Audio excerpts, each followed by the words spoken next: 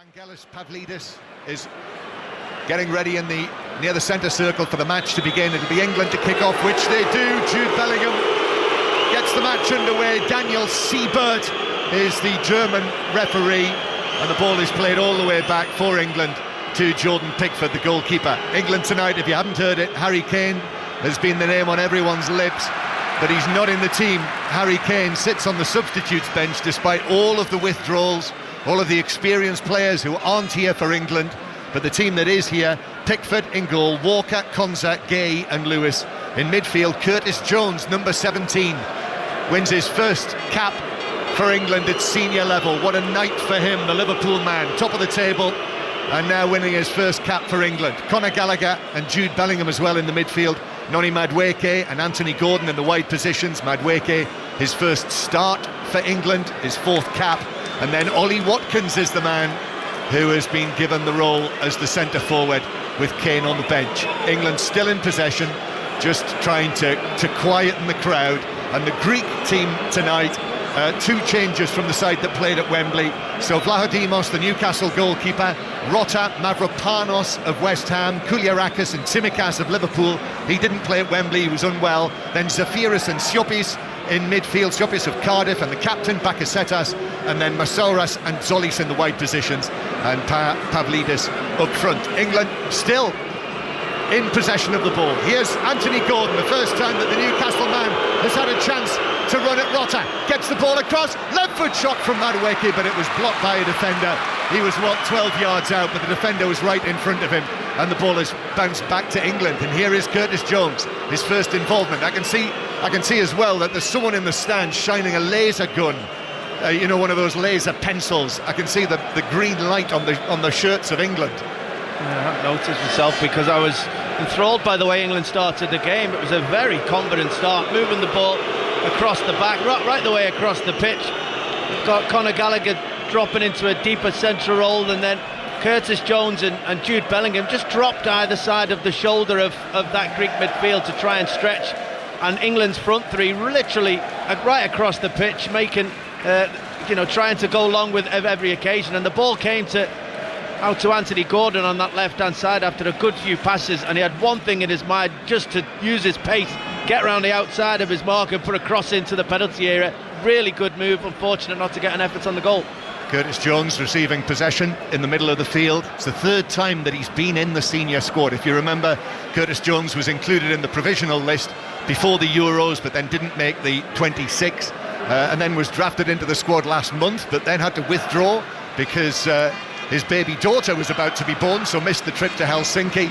But here he is now in the squad and in the team to win his first cap, and an assured touch from him as England concede a free kick. And I think there was a great deal in that challenge from Anthony Gordon, but it's a free kick to Greece just inside their own half. Yeah, I think the thing about these two games against Greece, I think in the first game when Lee Carsley tried to mix it up, try something different, he just thought that might amount to something then, John. Yeah, slipped from Zolis when it was played into him, but slipped over, and England have got possession. Yeah, Lee Carsley played a number of players who all like to come to feet, who all like the ball short, who all want to come towards the ball. Tonight, his front three all want to go away from the ball. They'll all test that Greek defence in a different way. It'll create a lot more space in the midfield for Bellingham, Jones and Gallagher to get on the ball and start making passes, because that Greek defence will have to play so deep. Pickford's going for a long pass. Bellingham, I'm not sure he did glance that on with his head. He was looking for the run of Madueke down the right-hand side. In any case, it's bounced out of play for a throw into Greece. And so Kostas Tsimikas, the Liverpool man, is waiting to take this throw with the ball under his arm. Two tiers all the way around this stadium. We're in the Olympic Stadium last month with England in Helsinki, and here we are in another Olympic stadium. This is where Kelly Holmes won her famous Olympic gold medal double back in 2004, and our commentary position, just like it was in Helsinki, we are brilliantly positioned to describe the end of the 100 metres. Greece 0, England 0, and here's Mavropanos with the ball on the edge of his own penalty area, passing it out up the right-hand side to the captain Bakasetas, but England are able to win possession back and play it back into the back line, and then all the way back to Pickford again, who passes it immediately out to the captain again tonight, Kyle Walker, the oldest man in the squad. Walker with a burst towards the halfway line and then knocks it back infield to Ezri Konsa. Konsa and Gay in central defence, that partnership. You know, everywhere you look around this team, there are experienced players missing. No John Stones, and of course Harry Maguire out injured. But Konsa and Gay tonight, Gay winning his 21st cap. Ball's played out to Conor Gallagher now of Atletico Madrid. Surge forward from him, passes the ball to the left-hand side to Anthony Gordon, who, remember, was a doubt. Anthony Gordon, he's the odd man out, isn't he? He's the man that there was a doubt over, but he did actually get the nod from the FA medical people, and here he is actually starting the match. Madueke is challenged, he's fouled by Tsimikas. Free kick to England, 5 or 6 yards inside the Greek half. Yeah, he did well there, Madueke. I think it was just a slow pass under hit to him. He had to really show his pace, his burst of acceleration off the blocks to go and make sure he got his foot in first before Tsimikas fouled him. But again, England keeping possession of the ball, moving it about. Jude Bellingham and Curtis Jones just trying to work hard, trying to find positions off the shoulders of that Greek midfield. Flick from Madueke. Bellingham out to the right-hand side. Bellingham turns it back, left-footed to Madueke. Madueke into the penalty area, goes for the byline, pulls it back, and it's turned in. Ollie Watkins gives England the lead. 8 yards out, side foot finish. No Harry Kane in the team, but with 6 minutes on the clock, Ollie Watkins has scored, and England have got a crucial early goal here. Greece 0, England 1. Oh, brilliant play. Really encouraging from England. Spoke about Jude Bellingham trying to find positions off the shoulders of that Greek midfield, and he did. He found one in a pocket of space just in front of Tsimikas. Didn't know whether to go with Madueke or push in on Bellingham. He had to try and trot with Madueke. Jude Bellingham brilliantly manages to get turned and played in the Chelsea wide man, and from there it was just who's going to support her, people in the penalty area. Will he take his time to allow people to get up and support? Well, he did all of it. Sucked in the defender, just slowed him down, sped up, got to the byline and just put it back to the edge of the 6-yard box. And there was Ollie Watkins. He wouldn't have believed his luck to be centre of the goal, 6 yards out, to be able to just direct it, use the pace on the ball and direct it into the back of the goal. Brilliant start for England. Yeah, edge of the 6-yard box. It was closer than I thought that he turned it in. And for a centre forward of his calibre, that's exactly where you want them, isn't it? Oh, he'd be dreaming about chances like that, to be able to just, score another England goal by just tapping it in from 6 yards out. All the work was done by the majority of the rest of the team, the way they've kept the ball, the way they've moved it from side to side. Bellingham working ever so hard to find pockets of spaces, and then some brilliant skill from Madueke. We know he's capable, we know he can drop the shoulder, we know he's got skills. It's about end product, and he certainly showed he had end product there. Yeah, Noni Madueke, who, remember how he set up Harry Kane on his 100th cap when he came on, Madueke, for his debut that night, and Kane scored. And here Madueke is, of course, with England, stepping into the shoes of Bukayo Saka. That is another area, isn't it? And Madueke doing what he does for Chelsea, and that's all anyone ever asks of players who are coming into international football. Yeah, absolutely. When you step up, can you show what your quality is? Can you take your chance? And yeah, I mean, this is his first start. He's got an assist after 6 or 7 minutes, and Bukayo Saka's been absolutely incredible. One of the first names on the team sheet for England. But if Noni Madueke can keep up this kind of quality in an England shirt, he'll give Saka a run for his money. So no Harry Kane. Harry Kane watching on from the bench and watching Ollie Watkins score his 5th goal for England, and the early goal in a scenario like this, a setting like this, a hostile atmosphere. I mean, it literally quietened the crowd. And now Anthony Gordon with a run on the right-hand side, but Greece are able to win the ball back. Masouras in his own full-back area. Now Rotter has been put under pressure. He's gone to ground. He wants the free kick, but the German referee says no. It's a throw into England. 7 or 8 yards back from the corner flag. Yeah, good reaction from Anthony Gordon. I think when wingers, if you want them to go and run at people, you have to be prepared to the fact that they won't be successful on every occasion. But what you ask for of wingers is, if you give the ball away, you react very quickly and try and win it back, and that's what he did there. Pressurised the fullback Rotter, who'd just taken the ball off him. Rotter tried to buy his team a foul. The referee wasn't having it, and England now have worked themselves a throw in the final third. Yeah, and the crowd. I mean, what a transformation this is, as England take the throw, and Bellingham is is angry that that was not given as a corner when it bounced behind, and referee Siebert, he threw his fist in the air, he waved his fist at the referee, and out came the yellow card. Yeah, it was all a bit unnecessary. That it should have been a corner kick. The last touch, I think, was off Mavropanos in that far corner of Seferis, as you said, actually just seeing the replay, and Jude Bellingham should have had a corner. He got frustrated, he did throw his arm in the air, but the referee, I don't think he had to book him. He turned around to make a big moment out of the situation, and yeah, that's a yellow card now for Bellingham, and he has to be careful. If you missed the start of the match, 7:45 kickoff UK time, England scoring in the 7th minute through Ollie Watkins, a free kick, a delaying of the restart, a Greek free kick, and referee Siebert has pulled out another yellow card for Conor Gallagher. Yeah, I don't think he's I think he's really trying to be strict with regards to refereeing this game. England went really tight, gave a foul away. There was a second where Conor Gallagher probably tried to step across and stop a quick taking of the free kick, but he quite quickly tried to jump out the way and make sure he didn't actually stop the free kick being taken. He did work hard to get out the way, and the referee was having none of it. He just saw that initial 1 second reaction, and he's also on a yellow now. Best thing about this England performance so far, aside from the fact that they've scored an early goal, they've simply not allowed Greece to get going in this match. And we were told tonight, you'll have never experienced anything like this before. 63,000 Greek fans in the stadium, 3,000 England fans as well, plus. But it's gone quiet. Yeah, and I think we haven't allowed Greece to get on the ball and start making passes, but I think the concern is when we're making passes, and the majority of the game so far has been in front of us in this half of the field.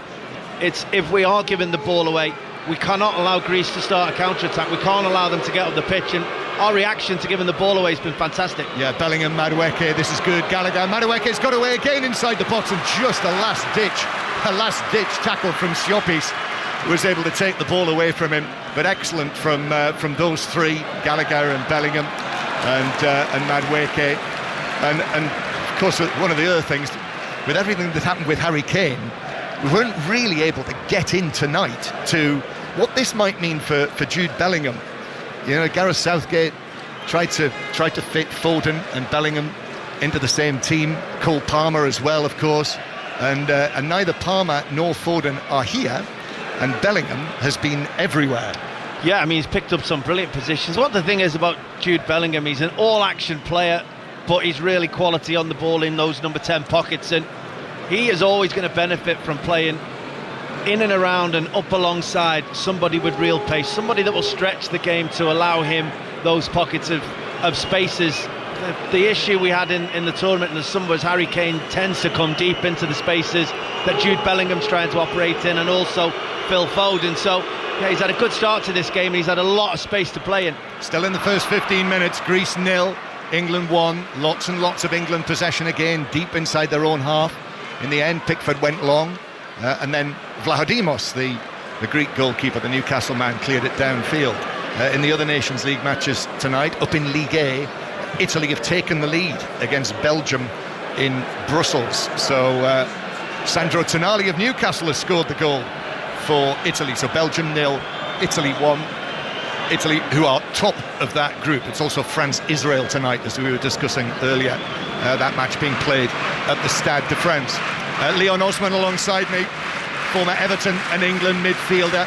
What also tickled me, Leon, the man, for those who weren't listening to the build-up, we were deafened and drowned out by the man on the tannoy. Did you notice that when Ollie Watkins scored the goal, he announced it in the manner of England goal scorer Ollie Watkins? Yeah, he had the decibels I'd like him to continue with, to be honest. He virtually whispered it. Greece coming forward down the left-hand side, and a free kick is won by Solis. So free kick to Greece. Again, England are less than impressed with that decision. And a couple of England players, Gallagher and Madueke, just having a say. Not sure there was a lot in that from Gallagher. It's a soft one again. Conor Gallagher literally puts his hand on Tsimikas, and he was very quick to go to ground. Wanted the free kick, bought it, I think you could say, more than anything else. The referee actually gave him it. That was a terrible dive. It's a free kick. Bakasetas takes it. Pickford comes, gets a punch to it. That's the first moment of alarm for England. Pickford came a long way there. It was a big stretch with his left hand, but he got a fist to it. Also in the Nations League, Slovenia 0, Norway 1. As you mentioned, no Martin Odegaard for Norway. And then a long pass forward for Greece. Just bounces harmlessly from an England point of view out of play for a goal kick. I think Pickford, when he came for that, was it Gay that he... Yeah, it was, and I thought Gay actually had control of the situation. It wasn't convincing that from Jordan Pickford. I don't think he set off early enough if he was going to go for it. There was so much bend on the ball, it was always taking it away from him. I think he did have a moment of concern that he wasn't even going to get there. Yep, here's Gallagher in midfield, but he's dispossessed. However, the ball bounces to England and Watkins, and then Bellingham. And Bellingham passes it into the path of Gordon. And Gordon now into the box on his right foot, shoots it, comes off the head of the defender. And it deflects away, up and over, beyond the top corner of the goal for a corner for England. Yeah, we look dangerous in those situations. Only Watkins getting the ball, finding Bellingham to his left. And Andy Gordon initially tried to make a run to be played in on goal by Jude Bellingham inside the fullback. Bellingham played it on the outside. He had to go and pick it up, Anthony Gordon. And because he's gone either way so far, he's been on the outside twice, he's been on the inside once. The defender didn't know which way he was going, so once he cuts in onto that right foot, he very nearly bent it into that top corner, but a good block by the defender. England leading 1-0, and now they've got their first corner that Madueke takes. A swinging corner to the back post, looking for Gay, got his head to it.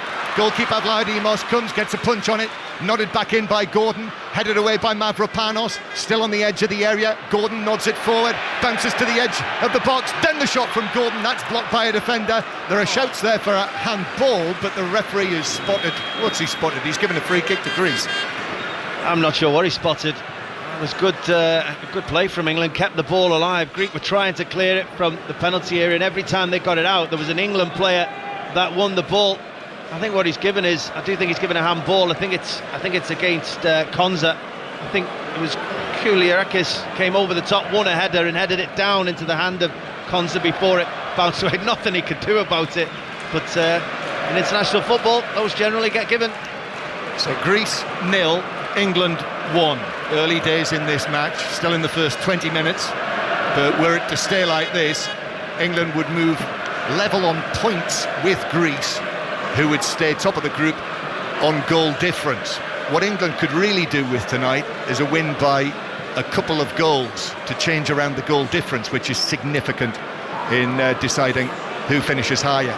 As England again with Bellingham, who's made a very, very impressive start for England here. Gives it to Madueke again. Madueke running at the defence and then shooting low, but Vladimos is able to take that comfortably, just drops down to his left, to his right to save it. Yeah, again, England's wide players are looking very dangerous tonight. And again, I emphasise they're going both ways. You know, you quite often when you play on the opposite side, you come in onto your favoured foot. The majority at the moment, it's been 50-50. They've gone on the outside just as much, and because of that, the defenders are having a really difficult time.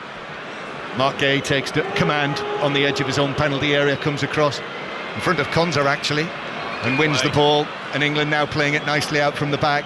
Curtis Jones, the debutant, the other uncapped players, 5 of them, are all among the substitutes. Now here's Gordon, receives it on the left-hand side. Gordon goes past the right back, tries to cross it, but the defender just got a foot in on that, and I think it bounced back onto Gordon and through for a goal kick.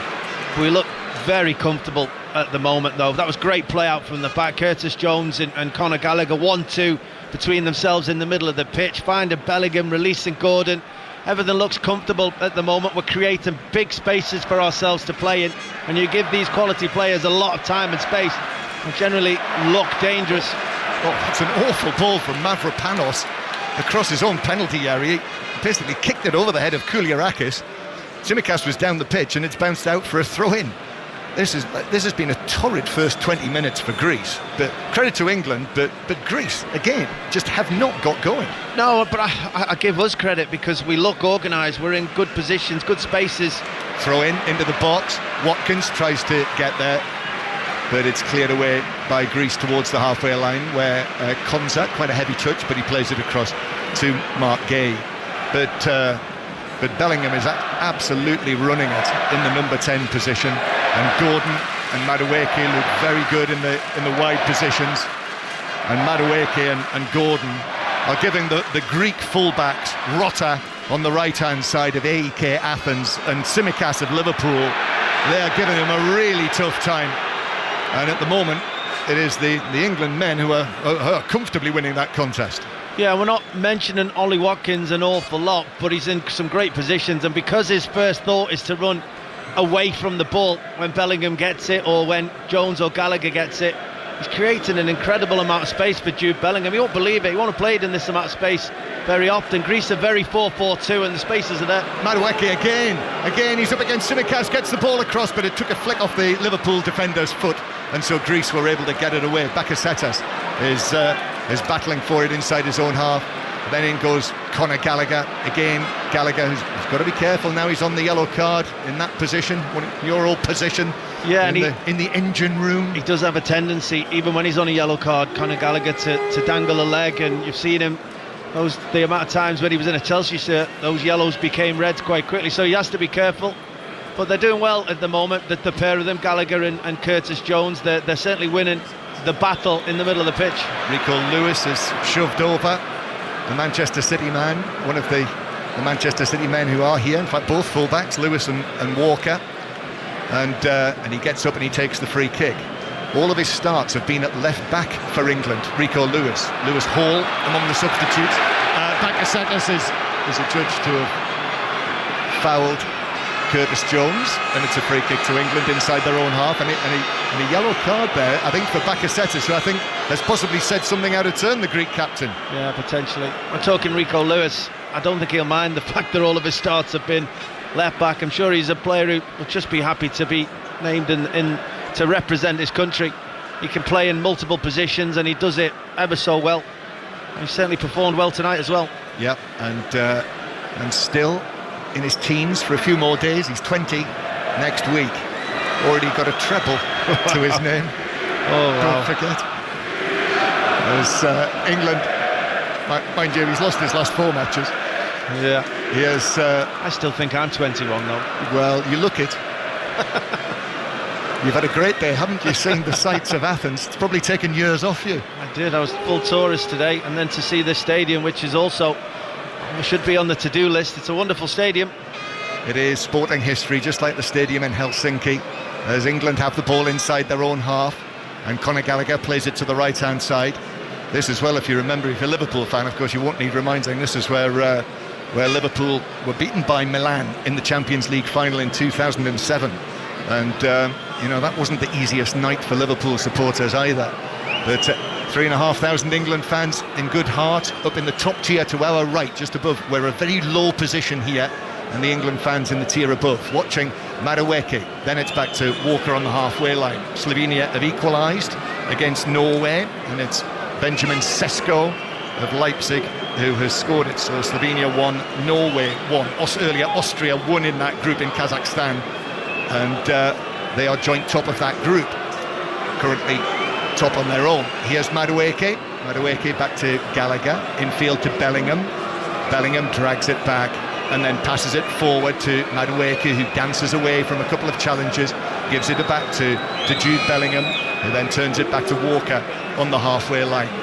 Great control of the match here, but it's a 1-0 lead, and as we've mentioned, a couple of England players in important positions, Bellingham and Gallagher, on yellow cards. Now the ball on the halfway line with Mark Gay. Lewis has dropped into midfield for the time being. Now Kyle Walker, Madueke. Across comes Curtis Jones. Jones just taps the ball back to Madueke again, who will use Curtis Jones behind him, and then Curtis Jones just waits. The ball almost comes to a stop, and back it goes towards the halfway line. Yeah, it's great control from England. Greece haven't, not only have they not had a touch, they've not looked like getting close. As I say, that Curtis Jones gives the ball away. But this is what England have to watch out for. When they give the ball away, do not be open on counter-attack. Yeah, Siopis with a pass towards the right-hand side. Masouras is under this, but Anthony Gordon comes across and closes him down, and it bounces out of play for a Greek throw down the right. Yeah, that just all came from Curtis Jones. Was actually brave on the ball. He decided to take it on, but he ran into trouble, lost the ball. There's a fine balance between control and feeling like lethargic in the way of you keeping the ball. It's becoming too easy. I'll try something. There has to be a purpose. You cannot give any impetus to the home side. They're looking for those opportunities when you're a little bit sloppy, you're a bit open, they win the ball back, the crowd get up, they're counter-attacking, and suddenly we're under pressure. Greece now in possession inside their own half. I had a chat with Curtis Jones this week at St George's Park, who, as I was saying to you on the Football Daily, this morning's edition, you know, he is a great specimen now, Curtis Jones. He's really filled out, and he's got a sort of Jude Bellingham style physique. Here's Tsimikas, Greece trying to bring it forward. Tsimikas is back onto this now, he plays it square, and then it's tapped square again by Siopis, and now on the edge of the penalty area, chance on the left foot, but it's dragged well wide actually, the effort from Zafiris. Or was it Rota? I think it was Rota, the right back, who took it on and dragged the shot well wide. Yeah, that's the best we've seen from Greece, moving the ball inside the England half, which hasn't really happened. England a little bit stretched, no real panic about the defend, and I think we had people in good positions. I don't think there was maybe enough pressure on Rota as he stepped inside corner of the penalty area from that right back position, hitting it with his weaker foot, his left foot. There were players around, but I think England were in control of that Greek attack. That's Leon Osman, still in the first half hour here in Athens. Greece 0, England 1, and the Greek crowd are on to Jordan Pickford for delaying the taking of the goal kick, and he's been booked. No messing about from Daniel Siebert, the referee. That's the first one, and out comes the yellow card for Jordan Pickford. The first time that Pickford really has delayed like that, and he's been booked. I don't think he was actually trying to delay. England tried to play a short pass out from the back. It wasn't on, so he asked his team to push up, and as they were pushing up as far as he can kick it, which is well into the Greek half, the referee saw that as time wasting it. Jordan Pickford clearly not happy. It was the crowd that actually encouraged the referee to give the yellow card there, and he went with it. Yeah, and England have made their point. Kyle Walker as the captain.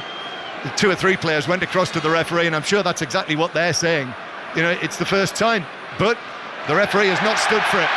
And now, as Bellingham moved on to the ball, the referee's actually brought it back for a foul by Walker in the centre circle. Free kick to Greece. But officials have to understand that if you want to try and play out from the back and it's not on, and then you decide to go long, you're not going to just kick it up there before your players have actually ran up the pitch. England were running up the pitch. The referee doesn't see that as anything other than delaying the game. It's not. It's just realising that we can't play out from the back. We're going to go long, but we're not going to do it until our players are in that area of the pitch. Free kick to Greece then in the centre circle. But now 3 England players on yellow cards: Pickford, Gallagher, and Bellingham. And in this scenario here, feels to me, you know, you and I, we've watched things. You played in these sort of situations. You don't want to do anything, do you, when you're 1-0 up, to encourage the crowd and encourage the opponent and make them feel that they might be able to cause a change in the momentum. Well, this crowd have come here to get behind their team. They're excited. They're on this winning streak of games. They're all really desperate to see that continue. And for the first 25 minutes of this game, they've had absolutely nothing to cheer for. England have been outstanding in and off, on and off the ball, but they've just been a little bit sloppy and allowed Greece just to get the crowd into the game, and that's changed how this Greek team seems to be feeling now in possession of the ball. Ball's played forward from the back by Kouliarakis. Pickford comes out of his penalty area. Gay just moved across and allowed the goalkeeper to do that, even though Pavlidis was there or thereabouts. And now Madueke, as England come forward, the ball bounces off Jones through to the edge of the area. Mavropanos allows it to run into the penalty area. Gordon comes across, tries to put him under pressure, and out it goes to Rota on the right-hand side. Yeah, those noisy home supporters, in all honesty, I think they'll have sat in the stands and in their seats and thought, we weren't expecting to see this. And they've not been used to seeing this sort of thing. Greece haven't conceded a goal since last November in any home international. Now Kouliarakis to Tsimikas, prodded into the area on the left-hand side. He works it back. Tsimikas with a shot, carried on into the penalty area, and Pickford, it might have been going wide, but Pickford wasn't going to take a chance there, and he went for the near post, and Pickford threw out an arm and deflected it behind for a corner to Greece. Yeah, suddenly leads to uncertainty. Greece didn't do an awful lot with regards to build up there. They just went round the left-hand side of the field. There was a bit of confusion between Madueke and Kyle Walker of who should be doing which job, and Greece took full advantage of that there. Tsimikas with a 1-2, getting a shot from probably the corner of the 6-yard box. It was a really good save by Jordan Pickford. Yeah, it was. It's a corner, the first Greek corner. The deep one is headed away.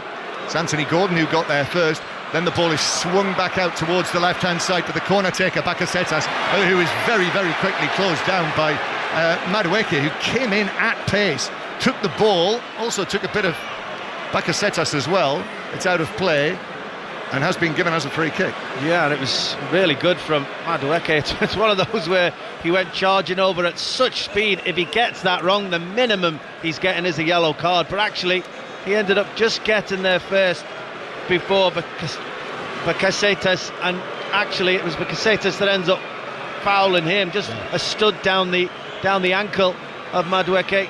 And yeah, England get the free kick and get to relieve a bit of pressure. Yeah, it's a good call actually by the referee. It was the right decision. Bakasetas just caught Madueke as he came in. Some of our hosts have just tapped me on the shoulder and given us a bottle of water each, after charging us 50 euros for a bottle of water before the game. Now they're giving it away. 50 cents, John. 50 cents. Sorry, 50 cents, not 50 euros. I know inflation has been a problem in Greece over the years, but it's not that bad. Greece 0, England 1. And in all honesty, you lent me that 50 cents. So I owe you 50 cents. I wouldn't say lent. I'm pretty sure I'll let you get away with that. Yeah, you are generous. So the ball deflects out of play near the halfway line and actually hits Lee Carsley, who is down on his haunches there. So the blot on his copybook so far was that defeat when he picked that team when Harry Kane was injured, actually, and or he wasn't fully fit, shall we say, Harry Kane at Wembley against Greece. So picked a team without a centre forward, and here tonight in Athens played a different centre forward who scored. Ollie Watkins. Greece coming forward down the right-hand side. The cross from the right from Masouras is blocked behind by Lewis, and it's another corner for Greece from the right-hand side. Yeah, they're building momentum here now, Greece. Good possession of the ball, advancing a lot more quickly into England's half. England need to get a bit of possession of the ball again, start to dictate the pressure and the tempo of this game.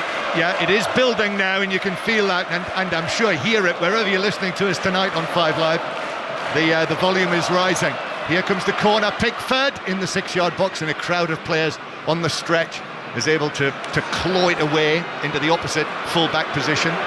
Now in the centre circle, it's sent long by Zafiris and will drift and bounce over everyone inside the penalty area and through for a goal kick. Walker allows it to bounce. Goal kick to England, 1-0. England lead through the Watkins goal. Good defending that, firstly by Jordan Pickford, coming through a crowd of players to win that punch, and secondly Kyle Walker just using his body, allowing the ball just to run across him. Pickford had to be quick there. Now the pressure's on, he can't dwell on the ball, so took a quick goal kick, and Greece are back in possession.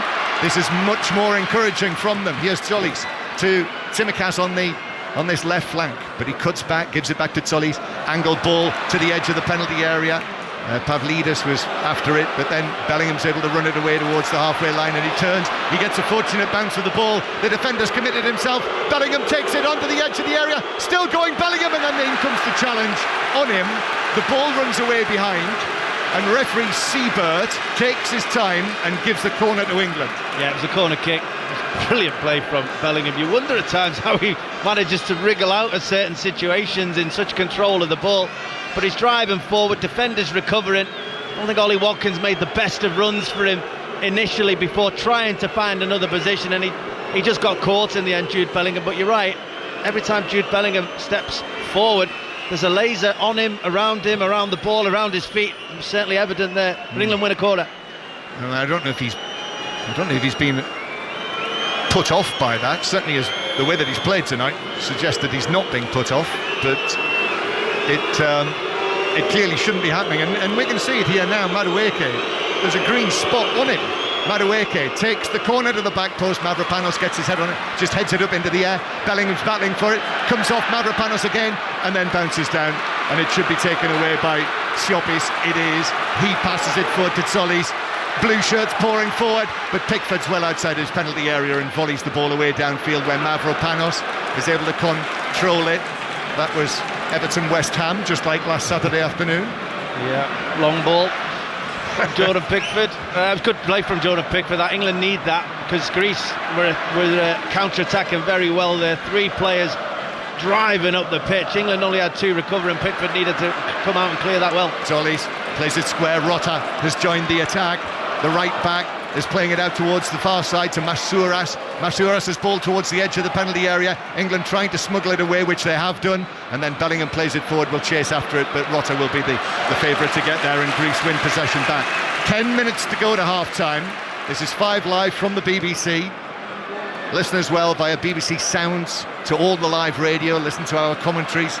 Pause the live radio, rewind, listen again. Bakasetas shooting from distance, but the low shot is easily dealt with by Pickford. He got good power on it, but Pickford was down quickly to his left. Yeah, and he shot from real distance there, but I'd still want a bit more pressure on that ball as he's about to shoot. England didn't really break out of the edge of the penalty area to go and put pressure on him. But England in the last 5 or 10 minutes have had a back 6. Madueke and Anthony Gordon have had to go back and defend really deep, and that's not where we want them. We want them in possession of the ball up the pitch, but the fact that Greece have had the ball has changed the flow of the game. Oh, lovely from Gordon. He turned his man on the halfway line and then set off down the left wing, but Mavropanos was across and able to put the challenge in on the Newcastle man, and it's out of play for a throw-in to England. But excellent play from Gordon there. Yeah, we need that, just for him to be able to turn, get us up the pitch, win a throw-in, and now what we need is just to keep possession of the ball. Don't encourage Greece to win the ball back quickly. Work really hard to get angles for your teammates, and don't be sloppy. Here's one for Watkins to chase. Vlahodimos is coming out. He's hoping it's going to roll all the way through. He does, and also the defender Kouliarakis was able to put off Watkins, so it is a goal kick to Greece. England winning 1-0. You and I had a chat, didn't we, with Anthony Gordon last night, which was on the edition of the Football Daily this morning. But he left us in no doubt, did he, as to what playing for England means to him. Yeah, very proud, isn't he? Really enjoying it, and he's growing into the England shirt. I think this is his 8th cap now, and he was actually speaking to us like it was 25th, and he was, really showing desire to be a big part of England moving forward, and he wants the responsibility on him. And I think it's great when you hear that from players, that their desire to having a real effect in every game they play. Yeah. The final comment to him was that it would be a great place to get his first goal for England, but he's having to defend now with the rest of the England team as Bakasetas plays it to the right hand side. Masouras with the cross. It's fielded by Jordan Pickford, who just moves outside his penalty area and is able to take it into his midriff, and then Siopis has dived in on Bellingham and conceded a free kick. Bellingham's quickly up onto his feet. There is a sort of a gesture from Siopis. Are you okay, Jude? Everything all right? Yeah, I think he was a bit tighter than he should have been there. The referee might have shown him the yellow card. He's given the benefit of the doubt, but that's good play from Jude Bellingham. Put his arm up quickly to receive the ball off Jordan Pickford, but he threw it out under pressure. Won England a free kick near the halfway line. Yeah, Siopis a little earlier. It was Siopis who Bellingham beat on the halfway line as the ball is played forward by Bakasetas, but England are able to cut it out, and Conor Gallagher does well, plays it up to Gordon. Now that's what Ollie Watkins cannot do. England have got him in the team to run away from the ball. Harry Kane's very good at holding the ball. Watkins came short there to try and rotate the play and be involved in the build-up. He cannot give it away in that moment. There was real concern for England there. Brilliant play from Gearhey to stop that counter-attack. Lovely turn from Bellingham, centre circle. Received the ball there from Gordon, and then sort of turns 180 degrees, opens his body, plays the ball square again. Madueke, England leading 1-0 here in Athens, and Madueke up against Tsimikas again, and now to Bellingham on the edge of the box. Bellingham works it back to Walker on the right-hand side. First time we've seen him up in this position, really. It's been all Madueke, but now Walker's there in support, but England just go back and play it It's that control that we saw here again in the first 20 minutes or so of the match that England are trying to reassert with 5 minutes of this first half to play. Floodlights shining brightly down after what's been a pleasant autumn day here in the Greek capital. Curtis Jones will always think fondly of Athens, I'm sure, having won his first cap here tonight. Tsimikas clears the ball into Bellingham. Up to the halfway line it goes to Pavlidis, and now Conor Gallagher battling for it is able to just stab it back into his own half, and Curtis Jones is there again. When I spoke to Curtis Jones earlier this week, I have to say I asked him the big questions about the names for his daughter, which are Giselle Delilah. So I did ask if there were any opera fans in the family, but as it turns out, they're actually family names. So my probing questions went nowhere. Here's Pickford passing it out to Gallagher, and now Gay back to the England goalkeeper inside the penalty area. Suddenly Lee Carsley pops up, having been on his haunches, appears above the referee's dugout in our eye line as England play it back once again to Jordan Pickford, winning his 72nd cap tonight, the Everton goalkeeper. So he's one behind Gordon Banks now in the list of England goalkeeping appearances. Here is Kyle Walker. Walker himself winning his 92nd tonight as the England captain. Now to Curtis Jones, who was clearly pulled back there in centre field by Masouras. Wasn't best pleased with that, Curtis Jones, either. Free kick to England. Brilliant touch, under pressure, right in the centre of the pitch. England slightly exposed, and he opened his body, took the touch in between two Greek players, and actually that free kick should have brought a yellow card.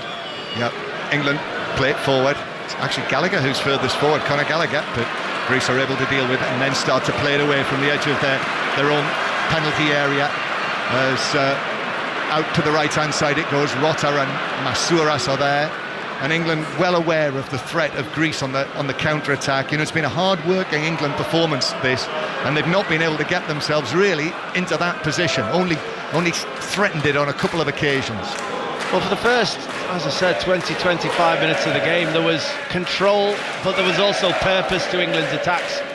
Now, I understand there are times where you keep possession of the ball just to take the sting out of the game, but you know, you can't get lethargic in possession. There has to be some sort of purpose, and England just need to get back to that a little bit. Here they are then, with Anthony Gordon, hugging the left touchline, turns back onto his right foot.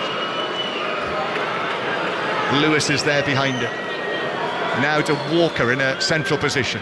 Conor Gallagher, which is good from England, knocking the ball around inside the Greek half, and then back it goes into their own centre circle, their own side of the pitch, where Ezri Konsa of Aston Villa, with that Champions League experience that he's gathering this season, he's played at full back for England, but now tonight his 9th cap in central defence. Pickford into the chest of Bellingham, who just plays it and then went down as Zolis came in, but the referee says with England in possession he's going to play the advantage. Bellingham again spears a pass to Lewis now on the left-hand side. Gordon's available in central position, 23 yards out. Gordon on the turn, and then a challenge on Watkins on the edge of the box. Lewis, Madueke trying to find a position in the D. It's played back to him by Bellingham, but he's wide now, Madueke. There are still 3-4 England shirts in the box. Madueke, lots of Greek defenders as well though, and it's played back to Walker. Walker puts his foot on the ball. Conor Gallagher back to Kyle Walker, and now Madueke again, that green laser light we can see on the back of his shirt, and then Walker will go back towards the halfway line. Half-time not far away. We've got about 90 seconds of the first 45 minutes, and then added time, and England here have got the look of a team who want to make sure that they go in at the break with the 1-0 lead. It's played up to Madueke, who wins a free kick against Tsimikas. Yeah, done well to keep the ball there. Kyle Walker thought he was going to go all the way back to the goalkeeper, did a good turn, played the ball forward to Madueke, who did well. Tsimikas breathed down his neck, but protected it, kept the ball and won a free kick. Still 0-0 in the other match in this group, by the way, Republic of Ireland against Finland, the bottom two. But with this scoreline, England will be going level on points with Greece, but it feels like this match has still an awful lot of life in it yet. just the 1-0 lead. Bellingham, excellent play, just great control really, in a tight situation. He does that so well, doesn't he? Just using the strength of his body. And England still in possession.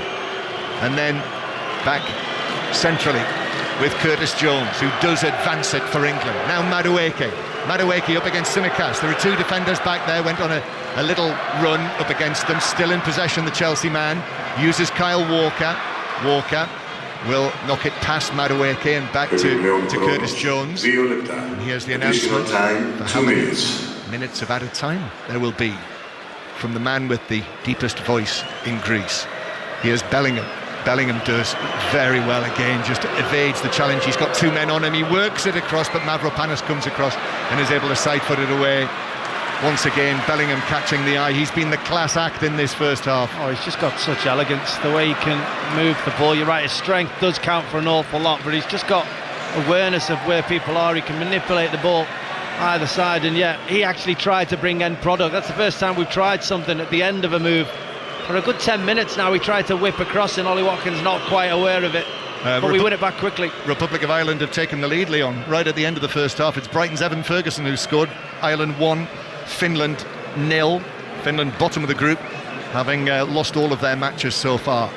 And Greece on this 5-match winning streak, which is the best form of any senior men's international team in Europe right now. But England winning 1-0 against them. Excellent record here.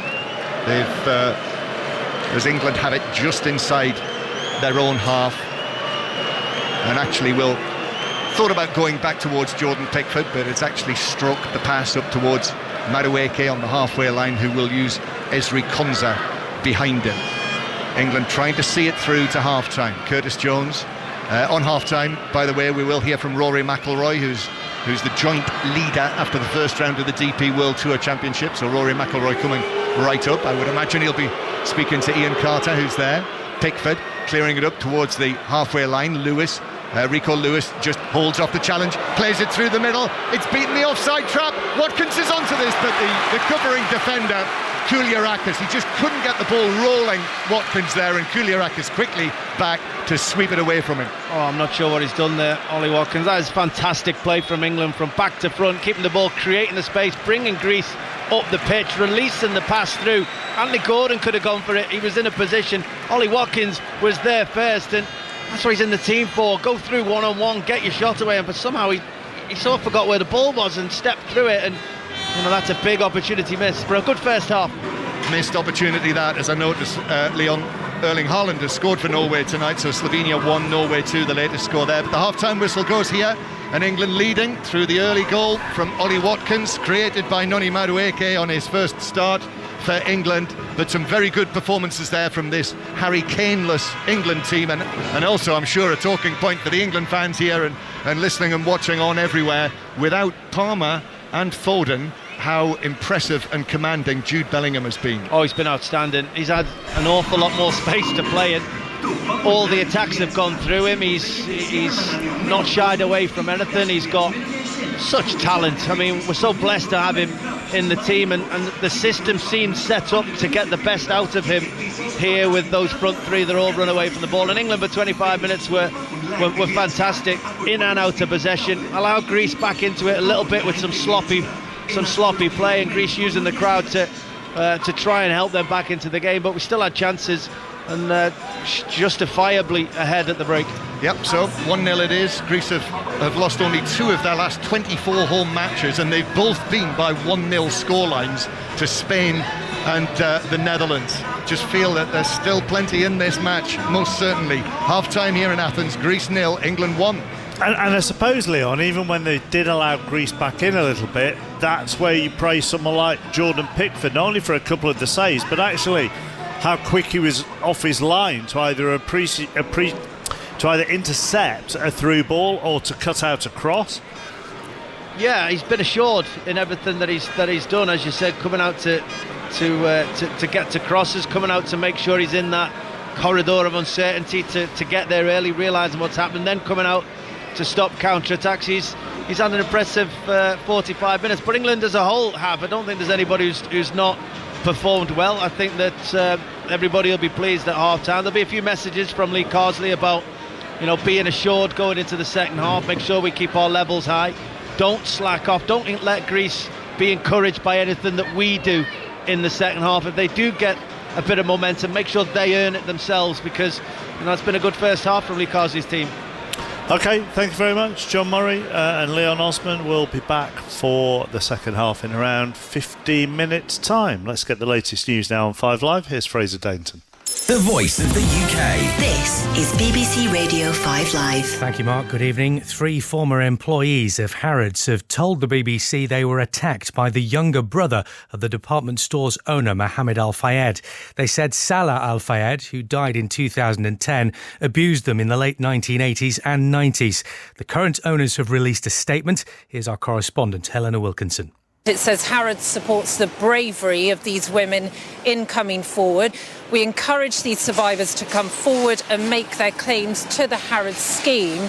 We also hope that they are looking at every appropriate avenue to them in their pursuit of justice, whether that be Harrods, the police, or the Fayed family and estate. The Prison Officers Union says corruption in jails is a very real issue. Official figures show a record 165 prison officers in England and Wales were sacked for misconduct in the year to June. Some were dismissed for having sexual relationships with inmates and selling them drugs or phones. The Ministry of Justice says it's tightening vetting procedures. The Governor of the Bank of England, Andrew Bailey, will say in a speech later that the UK must rebuild relations with the EU while respecting the decisions of the British people. His Mansion House address to investors will say one of Brexit's consequences has been weaker trade. Israel says claims by Human Rights Watch that they're committing crimes against humanity are completely false. The New York-based human rights group says Israel's displacement of Palestinians in Gaza amounted to a war crime and is likely to have been planned to make way for buffer zones and security corridors. Nadia Hardman from Human Rights Watch analysed nearly 200 Israeli evacuation orders. Given this evidence, including the sheer number of Palestinian civilians in Gaza driven from their land and the manner of displacement, and the attempts to make this return impossible, the forced displacement is widespread, systematic and intentional, and forms part of a state policy and amounts to a crime against humanity. And the BBC has learned of a growing cash crisis for England's universities. The regulator, the Office for Students, will publish figures tomorrow suggesting almost 3/4 will be in deficit next year. The government says it will look at long-term funding soon. Join us for another big night of BBC Children in Need. Have we got a show for you? With a Doctor Who exclusive. We are going to rock through time. Gladiator stars like you've never seen them before. The global superstar Bluey taken to the stage for a very special Strictly. Children going head-to-head with celebs on Graham Norton's red chair. It's a bit of an ego crusher. And so much more. Children in Need. Tomorrow night at 7 on BBC iPlayer. This is 5 Live Sport. With Mark Chapman. Listen on BBC Sounds. England's men lead Greece by a 1-0 in the football at the break. As far as England's men are concerned in the cricket, they've won the toss in the third T20 match of the 5-match series, which has been delayed due to wet outfields. Kevin Howells, when we're getting underway? Hopefully in around about 7 minutes' time. We're due to start at 8 o'clock. England, of course, with the chance of wrapping up this series. They won the first 2 games. They've moved from Barbados on to St. Lucia. Interesting team news. Rian Ahmed has come into the side. No Adil Rashid. We'll get confirmation as to maybe why that is. But for a third time, England have won the toss. For a third time, they've decided to bowl again. No major surprises there. Some really disappointing news, though, regarding Reece Topley. He's been ruled out to the remainder of the series. He jarred his knee on Saturday in that first game in Barbados. I'm afraid he flies home a little earlier maybe than planned, so no further activity for him on the tour. But Rian Ahmed is the change for England tonight, looking to wrap up the series with 2 more to go. We start at 8:45. Kevin, thank you. Rory McIlroy and Tyrrell Hatton share the lead in Dubai after the first round of the DP World Tour. Watched by our golf correspondent Ian Carter.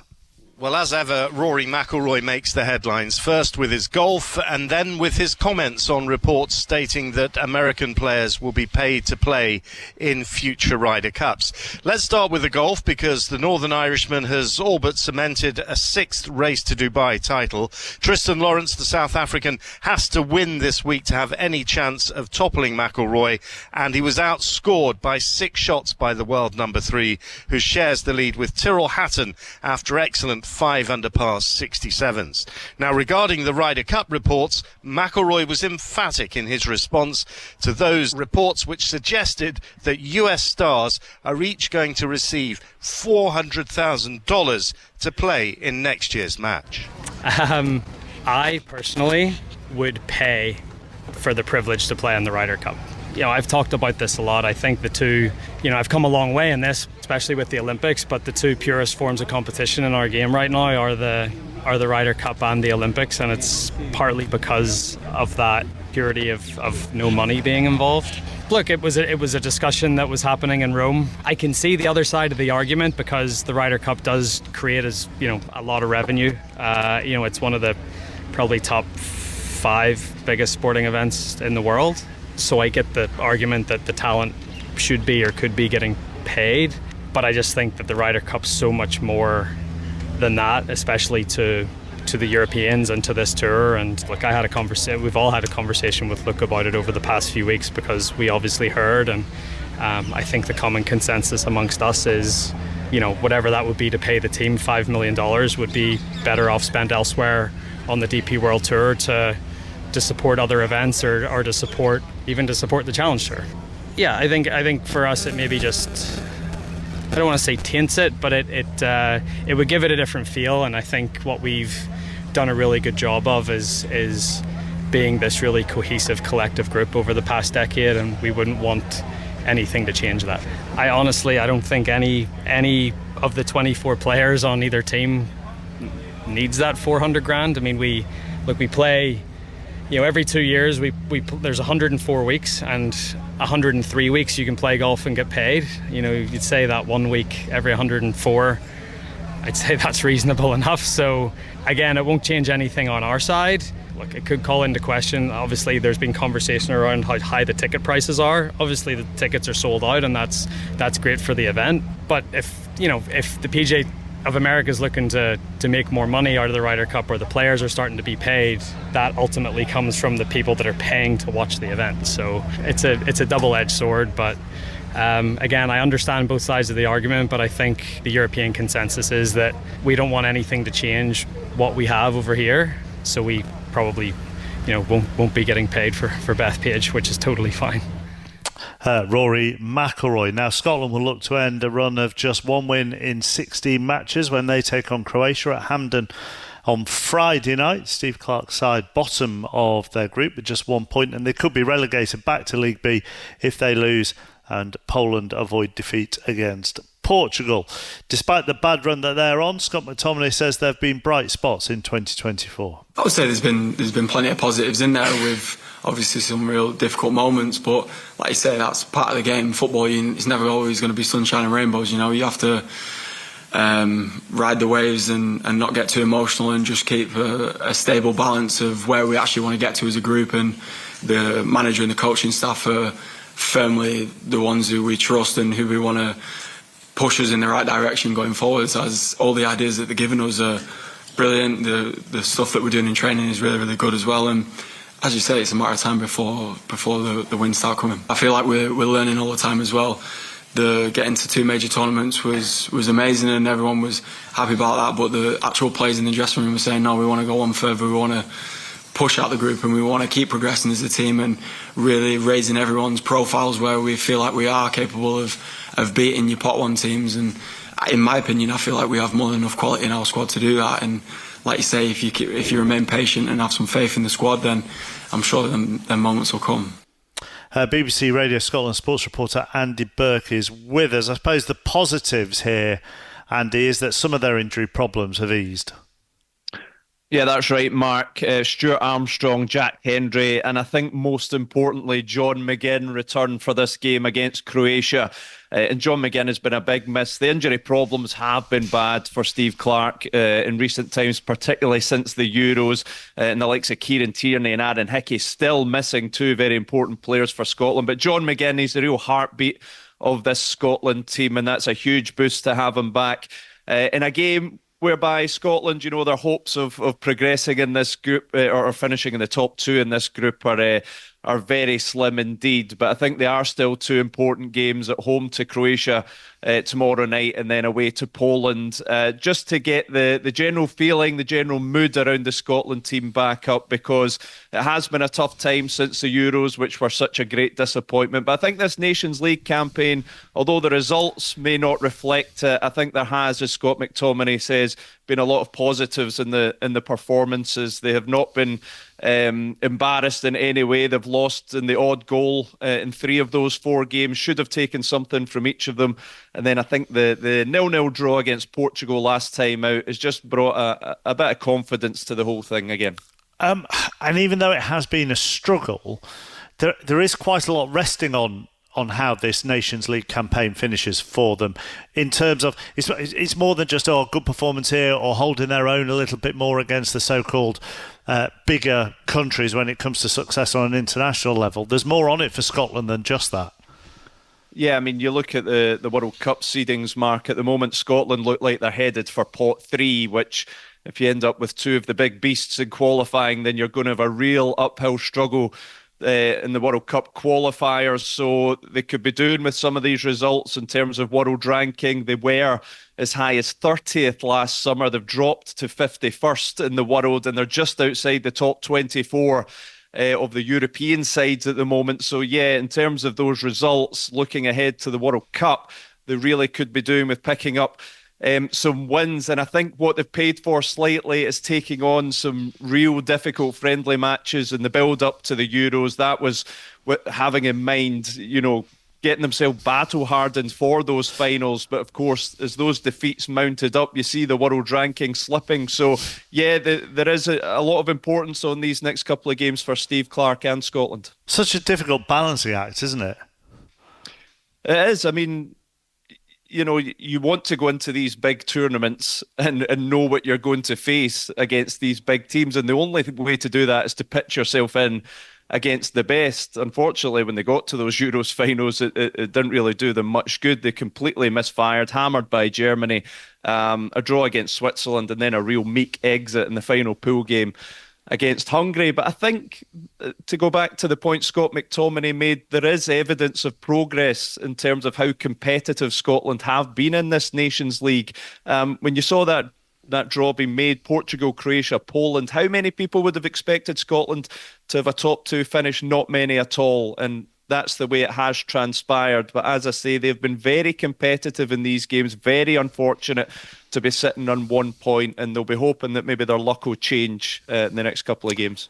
Andy, thank you very much. Andy Burke, BBC Radio Scotland sports reporter. Let's go back to Leon Osman and John Murray with England a goal up in Greece. Yeah, and it looks as though Lewis Hall is going to come on for his debut here in the Olympic Stadium at half-time. Yeah, he's taking off his maroon-coloured tracksuit top and he's ready for action. The Newcastle United left back, number 12 on his back. Are we assuming that it'll be a straight swap with Rico Lewis? We'll find out in a moment, because the board is going to go up, but it looks as though it's going to be that Newcastle combination on the left-hand side with Lewis and Gordon in the second half. Yeah, that's what we'd expect. Kyle Walker being captain, you'd expect him to come back out. Whether that was I think Rico Lewis is there. I can just see them coming out of the tunnel, so I can work out exactly who isn't coming out in the second half.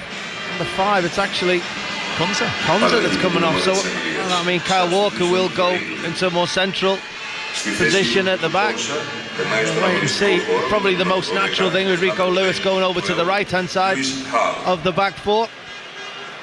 Probably an enforced change, you'd expect. You wouldn't think England would change their centre-half at this stage of the game unless it was necessary.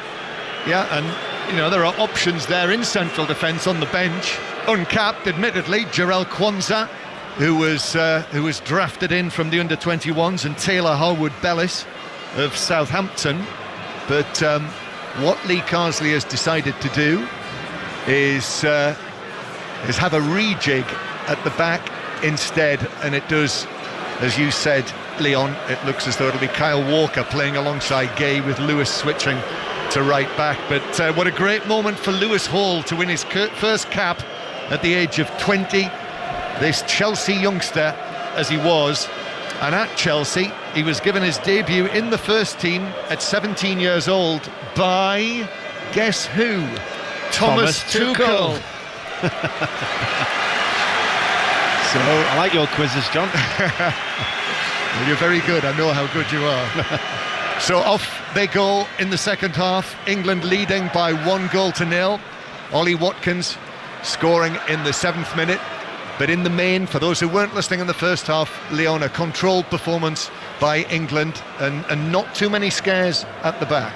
No, not too many. As you said, I think England started well. I think they took possession of the ball, they were brave, and I thought the main thing was there was real purpose to their attacks. Greece knew that they had to defend properly, they had to run back towards their own goal, they had to anticipate the most dangerous thing. I think as the half wore on, England just got into the habit of keeping possession for possession's sake. Greece knew then they could start pressurising what's ahead of them rather than worry about what's over the shoulder, and I think that helped them get back into the first half. So Lewis Hall's first contribution for England, for the senior team, he's played at all the levels up to this point, is to take a throw-in, which he does, back to Mark Gay and then all the way back to Pickford. England in the mainly white kit, and Kyle Walker now in central defence almost got himself into trouble, but was able to recover his poise and give it to Curtis Jones. The Greek side is as it was at the start of the match. I got the impression that Fotis Ioannidis is going to come on, but he's actually just putting his golden bib on again, the Panathinaikos forward. So Greece, as they started the match, Vlachodimos in goal, and then the back four of Rota, Mavropanos, Kouliarakis and Tsimikas, then with Zafiris and Siopis in midfield, with Bakasetas, Masouras and Zolis in the wide positions, and Pavlidis through the middle. And England in possession inside their own half on this dry night here in the Olympic Stadium. Almost 70,000 people. The England supporters in good voice above us, with all of the St George's flags draped across the front of the top tier. It's very concretey, this stadium, but they've built a new roof which is very futuristic, all sweeping white metalwork, and underneath it Gay is in possession and playing the ball back towards Pickford in goal. So the England team, Pickford, and now Lewis at right back, Walker and Gay in central defence, Lewis Hall at left back, then Jones, Gallagher and Bellingham centrally, Madueke and Gordon wide, and Watkins through the middle. I did not see Harry Kane at half-time, Leon. He certainly wasn't out warming up, but whether we see him at all will probably depend on how this match develops. Jones does well under pressure inside his own penalty area, and they almost give it away, Gabe, but Jones with a stretch of one of his long legs, and then out it goes to Lewis on the right hand side. Lewis gets the ball under control, he's got space, he's got lots of space there, and he carries it deep into Greek territory. Madueke now, left-footed cross from him, and a defender just got his head to it, Mavropanos at the near post to take it away, but Gordon's got it again for England, curls into the back post, headed away for Greece, bounces on the edge of the penalty area. Lewis, as England attack from right to left as we look away across the athletics track. Gordon into the edge of the penalty area. Bellingham turns, Bellingham not under pressure here, little ball to the edge of the box, but it breaks down there for England, and Greece should get it away with Siopis, although Conor Gallagher's won it back again. That was a really good break from England, really good play initially. Curtis Jones is so comfortable in all areas of the pitch, taking those chances in our box, but it did lead to a very good attack there for England, barring a poor touch from Ollie Watkins. It could have been a lovely 1-2 at the end of that sustained attack. England with it again on the right hand side. Madueke's pass doesn't find the intended target, however here again is Bellingham in a central area, but his pass to the edge of the area is cleared away. That's won back by Hall on the edge of the box. Bellingham, little ball into the area for Watkins, but Kouliarakis just came across and was able to clear it. This is good pressure for England here. They've got Greece penned back in their defensive third, our commentary position very much right of centre in the Olympic Stadium. We've got the sand pits, haven't we, from the 2004 games just in front of us, and England just now forced back into their own half. Yeah, good start from England to the second half. The way they started the first half, not only good in possession, but it's the speed at which we're winning the ball back. Greece are trying to start attacks, but it was Gerhi on that occasion just stepping in, making sure we win the ball back, and we're quick to start over again. Jude Bellingham wins a cheap free kick as Zafiris comes in with a challenge from behind him, so a free kick to England, half inside their own half. England winning 1-0, 5 Live from the BBC. We're available, of course, 5 Live to listen to on BBC Sounds. We'll keep you up to date with the cricket as well, the T20 that is being played in St Lucia this evening. But here's Ollie Watkins for the England men's football team. Out to Gordon, corner of the box. Gordon lays it back to the edge of the area. Conor Gallagher is there. Square from Gallagher to Curtis Jones. Jones now out to Madueke. Madueke twists and turns, takes on Tsimikas, foot to foot. The ball now on his left foot, and then Jones is able to come across and give him an option as England go back towards the halfway line. I think Lee Carsley will be very pleased with the way that England have started the second half.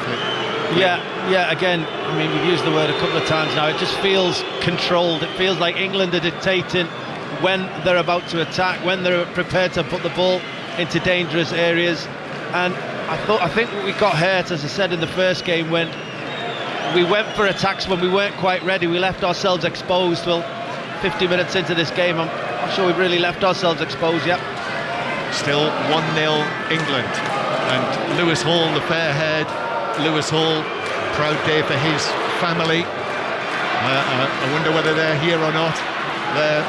His family, who are from the northeast, his dad brought them up, the children, as Newcastle fans, as Greece attack down the left-hand side, ball into the penalty area. Pavlidis looking for it, but the shot across the box, they're sort of half shouting for a handball from the effort across the area, but it bounces away, and Lewis Hall is able to carry it now downfield. Hall had the Champions League experience with Newcastle last season.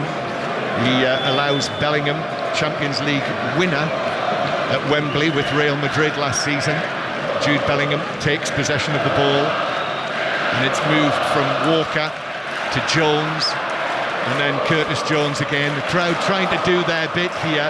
I noticed as well, when I look down at the sandpit, there is an enormous paper plane that is stuck in the sandpit, which has come from the tier above, which I think is where the England fans are. So they've brought their paper plane antics from Wembley here to Athens. But they're watching Lewis Hall now make ground down the left, but he cuts in field, and on his right foot gives it to Jones, and then the ball to Madueke, who's again running at Tsimikas, still going, works the ball across to the near post. Lewis with a shot, but it's saved away across the face of goal. Lewis in a good position there inside the box, went for goal, yet to get off the mark with England, and goalkeeper Vlahodimos kept it out. Yeah, England's wide men though look really dangerous, and they've worked really well as a pair. First of all, in a deeper position, Anthony Gordon, lovely turn and sprint. He gained 30 yards for the team before switching play and then allowing Madueke to go and attack into the penalty area. Did a couple of step overs, picked out Rico Lewis brilliantly, who is probably in a great position, corner of the penalty area, probably 8 yards out, hit it hard, but it's a fantastic save when I see it again from the goalkeeper. Really good save. You would have thought he'd scored when he hit that, he hit it so well. Yeah, corner then to England, which is swung into the back post by Gordon, but Vlahodimos comes and gets a good punch on that. Vlahodimos, the Newcastle number 2, ball in again. Oh, a header across goal, hits the post and stays out. Vlahodimos was staggering to his right, and it bounced, hit the post and came back out, and Greece have been able to clear it. In the aftermath of the corner, it came back across from Madueke on the right, and it was Bellingham with a sort of twisting header, 10 yards out, off the post and away. Yeah, and the impressive thing about that was he had to generate all the power himself. He literally planted his feet in the turf and swung his whole body at it, timed it perfectly to aim it towards that far post. The keeper could only watch, tried to scramble a bit, knew he wasn't getting there, and then we all just waited to see which way it was going to come back off that post. Leon Osman, former Everton and England midfielder, Bakasetas for Greece with his pass forward through the inside right channel, looking for the run of Pavlidis, but goalkeeper Pickford was able to come out and slide and gather it. You know, it is It is very interestingly poised, this match now, this Nations League match between the teams first and second in the group. England, if they win this, they'll move level on points, and England against Ireland at 5 p.m. on Sunday. 5 Live, the place to listen to that. Ireland are winning 1-0 against Finland tonight, but it would go down to the final matches to decide who wins the group. It's still a long way to go, but I say interestingly poised, as Greece have the ball at the back, but they're going to allow it Rota to roll out of play for a goal kick to Greece. England very much threatening a second goal. If they get one, you would think they'd go on to win the match. But while it's poised like this, there is always that possibility of Greece finding a way back. The T20 match, as we mentioned, is underway. Kevin Howells is monitoring it. You said England won the toss, Kevin. I did, and I also added there that they decided to bowl first, as they've done first two, and they've got a decent start because the West Indies batting 11 for 1 in the second over. Jacob Bethel looks a star in the making, side on, just one stump to aim at. He ran out shy hope for only 4. There was never a run in it, mind you. 13 for 1 in the second over. And tomorrow night, more Nations League commentary in Glasgow, where we will have this time tomorrow Scotland, Croatia for you, and we'll keep you up to date on Northern Ireland, Belarus as well. Greece are going to make a triple change. The captain, Bakasetas, is coming off. Some amusement there. I think our friend on the public address system cracked an amusing gag in Greek. Also coming off, Pavlidis is the man who scored both of the goals at Wembley, but it has not any joy tonight. I see that Giannoulis as well, the Norwich left back who played at Wembley, he's coming on. So Giannoulis is coming on.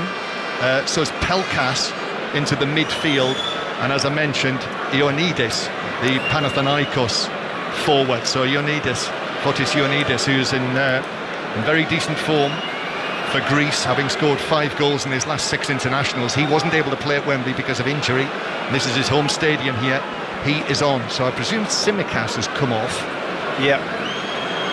Having been replaced by Giannoulis. And the other player is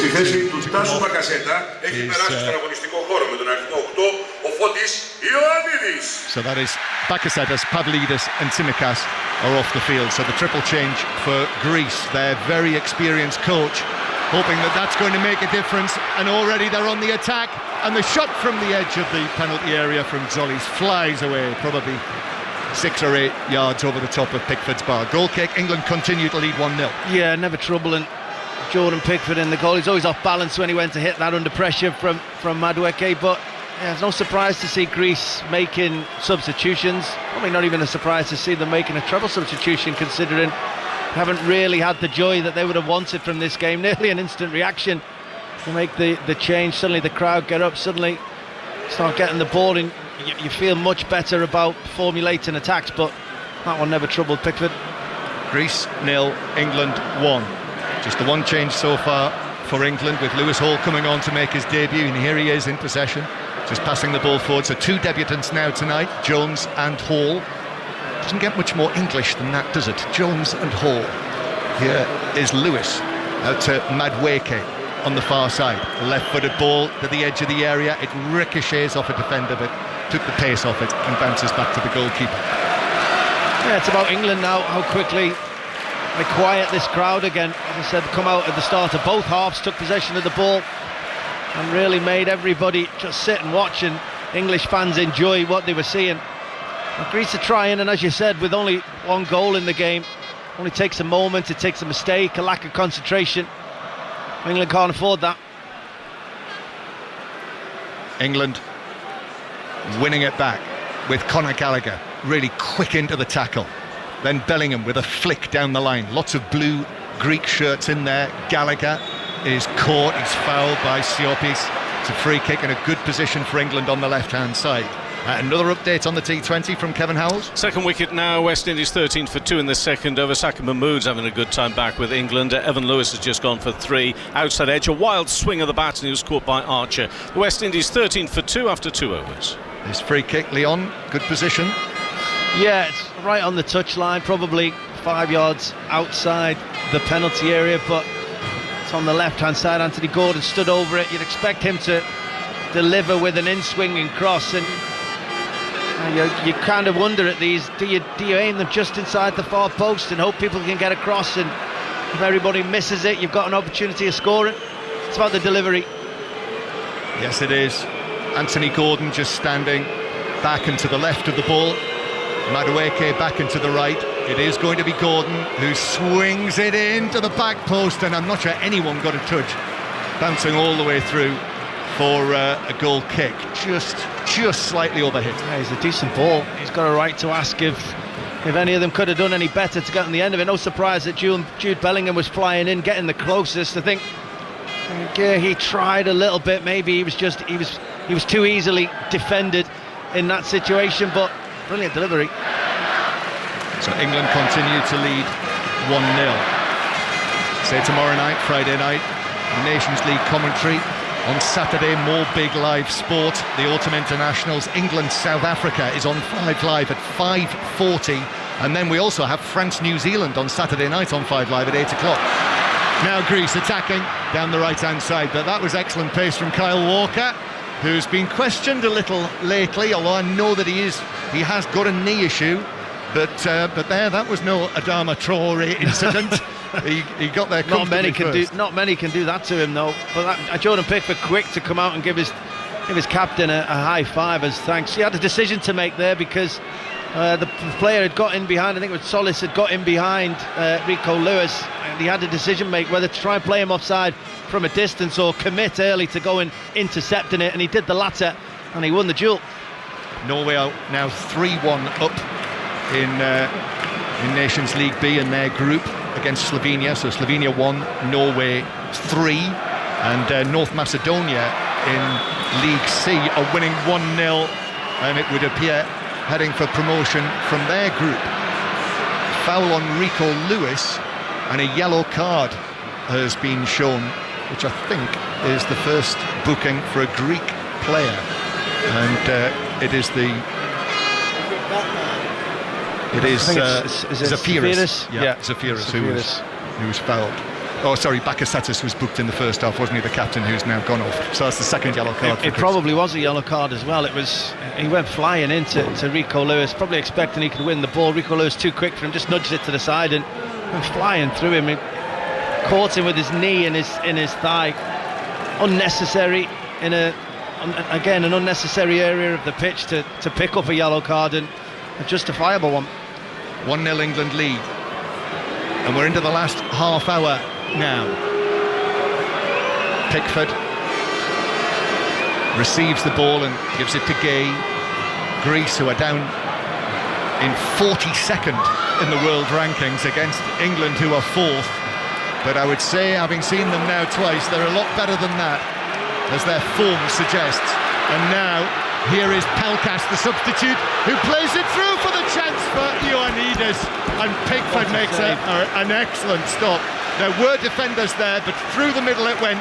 That's the kind of pace that we saw them, and spirit that we saw them with at Wembley last month. Good save, Pickford. Just too strong for Kyle Walker there. He matched him for pace, but just brushed him off and got that shot away. It looked like he'd scored. It was a brilliant effort for an outstanding save from Jordan Pickford, but Greece is still asking for a yellow card for Conor Gallagher, a second yellow card for a tackle on the halfway line that preceded that attack. The referee's just been and warned him that's his last foul. Yeah, good spot. Their coach, Ivan Jovanovic, the 62-year-old coach. Here's the corner into the near post from Pelkas, but Lewis was there to block it behind for a second consecutive Greek corner. Yeah, the referee was all over that. Do you think they had a case? Yes, they did. I said in the first half, he's one that doesn't appreciate he's on a yellow card at times and lunges into tackles. Pelkas waiting to take this, the number 10, just down in front of us, just across the Olympic running track. The referee's not happy with some of the pushing and shoving. Just seen again that challenge from Gallagher. Yeah, he was dicing with danger with that on a yellow card, but he's got away with it. Pelkas with the corner. Oh, that's a poor one. And Lewis was able to easily volley it away. That's a foul by Madueke, who was looking to to run away with the ball, but he shoved over the Greek player, Siopis. So it's a free kick to Greece, 10 yards inside the England half. Yeah, it's just too obvious with that. Oni Madueke had his arm outstretched in front of him, straight armed him. There's nothing discreet about it. As you said, Siopis quite quick to go to ground, wanted the free kick. He was under pressure, didn't necessarily need to do it when he was running back towards his own goal in that way, and now we have to face another set piece. England holding an extremely high line for this free kick. Just waiting for the delivery from Pelkas. Still waiting. A couple of Greek players are standing beyond the England line in offside positions. Now here's the delivery. It's beyond the back line. Pickford comes, gets a hand to it, and Lewis was able to clear it away, and Pickford has gone down. I'm not sure how much contact there was on him from the Greek player who challenged him. Masouras possibly, and the referee immediately gives the free kick and the pressure's off. Well, you play such a high line in the hope that your goalkeeper has all the area and all the space to deal with it, and he started incredibly aggressively with his position, Jordan Pickford, but just as they delivered, he just dropped back into a more natural position, so he was on the back foot as that free kick came in, which meant he was then a little slow to react, and England's high line meant they were all running back towards their own goal. That's a tough position to defend from when you're all facing your own goal, and actually did well to get a hand on it in the end, Jordan Pickford, and yeah, I think there was enough of contact from Masouras to justify free kick. England are going to make a triple change, that's what's being announced, and Harry Kane is on. So the captain trots onto the field now with, what have we got, 25 minutes to go. And also Lee Carsley has changed the wide position, so Madueke and Gordon are off, Jared Bowen, and Morgan Rogers is on for his debut. So that's the third debutant of the night, and it is 22-year-old Morgan Rogers, the Aston Villa man, who was so impressive in the early part of the season, the big match experience. And here he is now, Morgan Rogers, winning his first cap, with England leading 1-0. But the ball with Masouras on the right, who has blazed that cross straight behind for a goal kick and puts his hands up to his face in anguish. So England leading 1-0. Let's get another update from the T20 from Kevin Howells. As good as England are, the West Indies really poor, particularly their top order. They're 21 for 3 in the fourth over. Nicholas Pooran, the latest to go. Ball by Jofra Archer for only 7. Top of the off stump, a swipe across the line. It looked horrid. There's a fourth wicket now. Another one for Saqib Mahmood. Chase has gone for 7. 21 for 4 in the fourth over. Thank you, Kevin. So Leon Osman, quite a different look now for England. Yeah, definitely a different look, and I'm not surprised that Harry Kane joined the action. I think the way it's set up is I think he'll get chances. I am surprised that the wide men both took off when they were, because I thought they'd been quite bright in the game, and I thought they were causing problems for the Greece defence. But yeah, opportunity certainly for Rodgers. Congratulations to him, and Jared Bowen always performs at a good level. Yeah, with all of the talk about club and country, Morgan Rogers spoke to us earlier this week, and honestly, Leon, he was so passionate and talked of himself as an England fan since as long as he could remember. He was talking about the Beckham free kick, which he wasn't old enough to see at the time, being 22 years old. But it's an iconic moment, though. Yeah, that famous free kick for Sven-Göran Eriksson's team at Old Trafford when England qualified for World Cup 02. Yeah, what I will say about Rodgers, he's a physically imposing character, isn't he? For all of his skill and ability, he's a really big guy. Greece coming forward, England leading 1-0. 5 Live from the BBC. We'll have the interviews live if we can later from down in the tunnel area here. Otherwise, Football Daily in the morning. As Greece come forward in a shot from Pelkas, who's definitely lifted the Greek performance, but shoots straight at goalkeeper Pickford from outside the area. That was a much more comfortable save than the one that he made from Ioannidis a little while back, which was excellent. Yeah, just like in the first half, though, Greece are growing into this second half. They're starting to get their danger players, Ioannidis especially.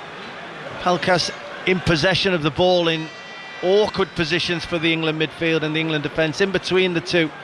Not easy to just step in and naturally pick up in them positions and having an effect. not Gay, goes in for a challenge on the halfway line. Referee allows play to continue. Greece attacking down the left-hand side now, up to the edge of the area, but the cross is badly overhit, and that will drift all the way out for a goal kick. That was Giannoulis, wasn't it, who's just come on as left back, all the way across a throw into England in their own left back. 20 minutes to play, and Masouras is now being withdrawn,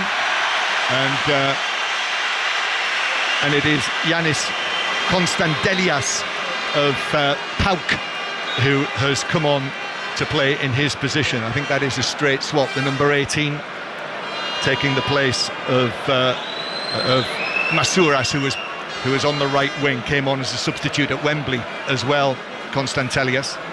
So Greece 0, England 1, and Mavropanos with the ball inside his own half. Interesting as well, Rodgers, who we're used to seeing in a central position for Aston Villa, is going to play on the left-hand side.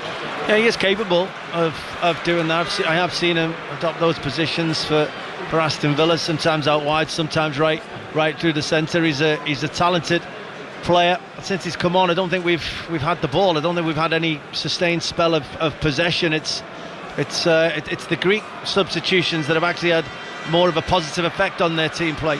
Walker now in central defence after Konza had to go off. Walker challenging for it with Ioannidis, and there was a little shove in the back. Walker went down, hands are shaken, and it's a free kick to England in the right back position. The other point as well, Jared Bowen coming on, the West Ham captain, is yet to get off the mark, yet to score his first goal. He's had a number of near things, and the point I'm going to make is that these are two of the players who were drafted in. Morgan Rodgers was brought in from the under-21s, and Bowen was called in after all of the withdrawals. So this is what we mean in terms of players getting opportunities. Yeah, and it's credit to them being available, being ready to step in, being mentally prepared to join when you've had the disappointing news that you weren't in initially. Yeah, alarm bells ringing a little for England here. Gay stretching as Greece launched this latest attack. It's cleared away towards the halfway line, where Jude Bellingham is challenged, ends up on the ground. No free kick given. Greece back in possession. Less than 20 minutes to play.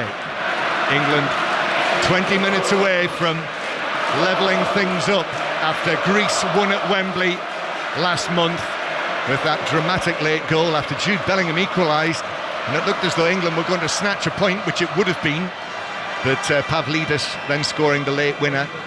Here England 1-0 up, but it's a little precarious now after the substitutions made by Ivan Jovanovic, this slightly built coach with the shock of white hair. Ball down the right-hand side for Pelkas, and then infield to Siopis. Pelkas on the stretch, Jones wins that back. It struck the arm of the Greece player, but England take a quick free kick. Kane then, ball underneath him, passes it to Rodgers on the left-hand side. Bellingham's available on the edge of the area. Rodgers back to Kane. Kane curls goalwards, but it's patted down by Vlahodimos, and he's got it comfortably, the goalkeeper. Yeah, he's always going to have the effort from the edge of the penalty area. He's pretty lethal from that area, but the goalkeeper read it. He opened his body up, took the touch away from him, so he could just whip it in the far corner and keep a step across early. England on the back foot now, and Pelkas plays it across the edge of the box, but actually there was a breakdown in communications from the two Greek players on the edge of the box. It hit one of them, bounced away, and then Harry Kane wins a throw-in for England halfway inside his own half. England continue to lead by 1-0. We'll have commentary on Sunday afternoon. It is 5 o'clock. That's a sellout at Wembley as well on Sunday afternoon for the visit of the Republic of Ireland, final match in the group. And with this scoreline, it's going to go down to the final Sunday to decide who tops the group and who wins promotion. Ball hits Jones on the arm. The referee hasn't seen it, or he's not given it anyway. And then Bellingham plays it forward. This is a ball for Bowen to chase, but Kouliarakis gets there first and is able to come away with the ball, and then give it to Giannoulis, and now back to Siopis, and Greece have it again. just over 15 minutes to play. This momentum, this Greek momentum is building, Leon. Yeah, I don't know if it's all about Greece or we just seem to have settled. Oh, danger here. Very nearly lost by Mavropanos. He was lucky there. Kane was all over him. And then Greece play it forward. Pickford's out of the area and he's able to head it away. So last-ditch header out for a throw on the left-hand side. Yeah, it's as if we've settled for defending this out rather than getting on the ball and going in search of another goal in the game. Siopis, 25 yards out, maybe a little more than that. Now it's played to the right-hand side. Ball all the way across to the edge of the box, but Conor Gallagher is there, tried to win the free kick. In actual fact, is able to go down, get up, play it away to Kane. Kane, though, is outnumbered centre field. Gallagher still herring around. There's a little bit of a feel of chaos to this now, which is not good for England. Yeah, well, we've mentioned control so often. Certainly not in control of this at the way Greece are playing. No, Konstantelius now with the ball on the edge of the area, tries to slip it through. Konstantelius again inside the box, out to the left-hand side. In comes the cross from Giannoulis. He's got far too much on that. It's bounced all the way into the opposite full-back position and then taken away back towards the halfway line by the right-back Rota. Into the last 15 minutes we go. Time ticking very slowly for Lee Carsley. And now again Greece coming forward, the ball across the penalty area. He opened his body centrally. Pelkas tried to deflect it across the face of goal, but in fact it was Zolis, but in fact he hit it well wide. Yeah, there's a conversation going on the pitch. Curtis Jones, Conor Gallagher, Jared Bowen, just trying to work out who should be doing what, and the distances. Greece are getting in far too comfortably at the moment. Jared Bowen seems in between positions. Morgan Rogers seems in between positions rather than how comfortable we were defending for the large majority of this game. So England still just with their noses in front through the early goal from Ollie Watkins, created by Madueke and finished neatly and tidily by Ollie Watkins, the man who scored the goal in Dortmund to win the semi-final against the Netherlands. Here is Lewis Hall.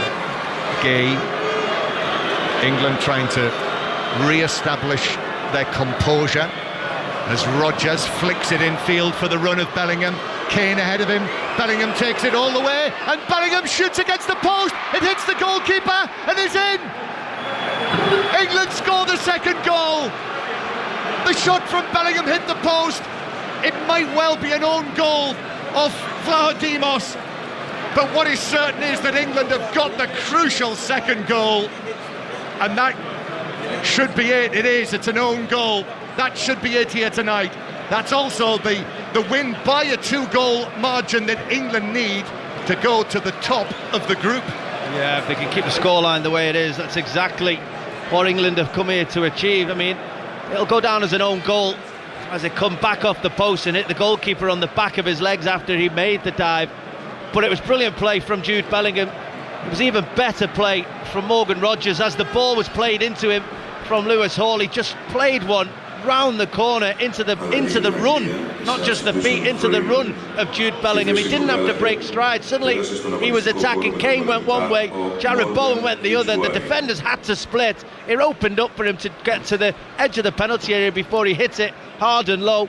It was unfortunate it didn't go directly in. As I said, it hit the post, come back off the goalkeeper. Well, he was delighted to see it eventually find the back of the goal. Greece 0, England 2. So with that scoreline, that switches around the goal difference in the group. So England and Greece would each have 12 points, but Greece's goal difference goes back down to +6 and England's +7. So England would be top of the table with this scoreline. Still, we have probably 10 minutes and more given added time. England have made another change. Morgan Gibbs-White has come on for Conor Gallagher, who actually was the England man who was sniffing there when the ball hit the post and the goalkeeper goalkeeper scrambling to try and get it back. If he'd failed to do so, Gallagher was trying to be the man who forced it over the line, but it is an own goal. Yeah, and what that'll mean is Jude Bellingham will go a little bit deeper alongside Curtis Jones in the midfield. Morgan Gibbs-White will play in that more advanced position, and I think it's purely down to the fact he's on a yellow card. He's been warned. I don't think England and Lee Carsley want to take any chances with that to see the game through. So 2-0, England want to preserve this lead to therefore go into the final matches ahead of Ireland in the group.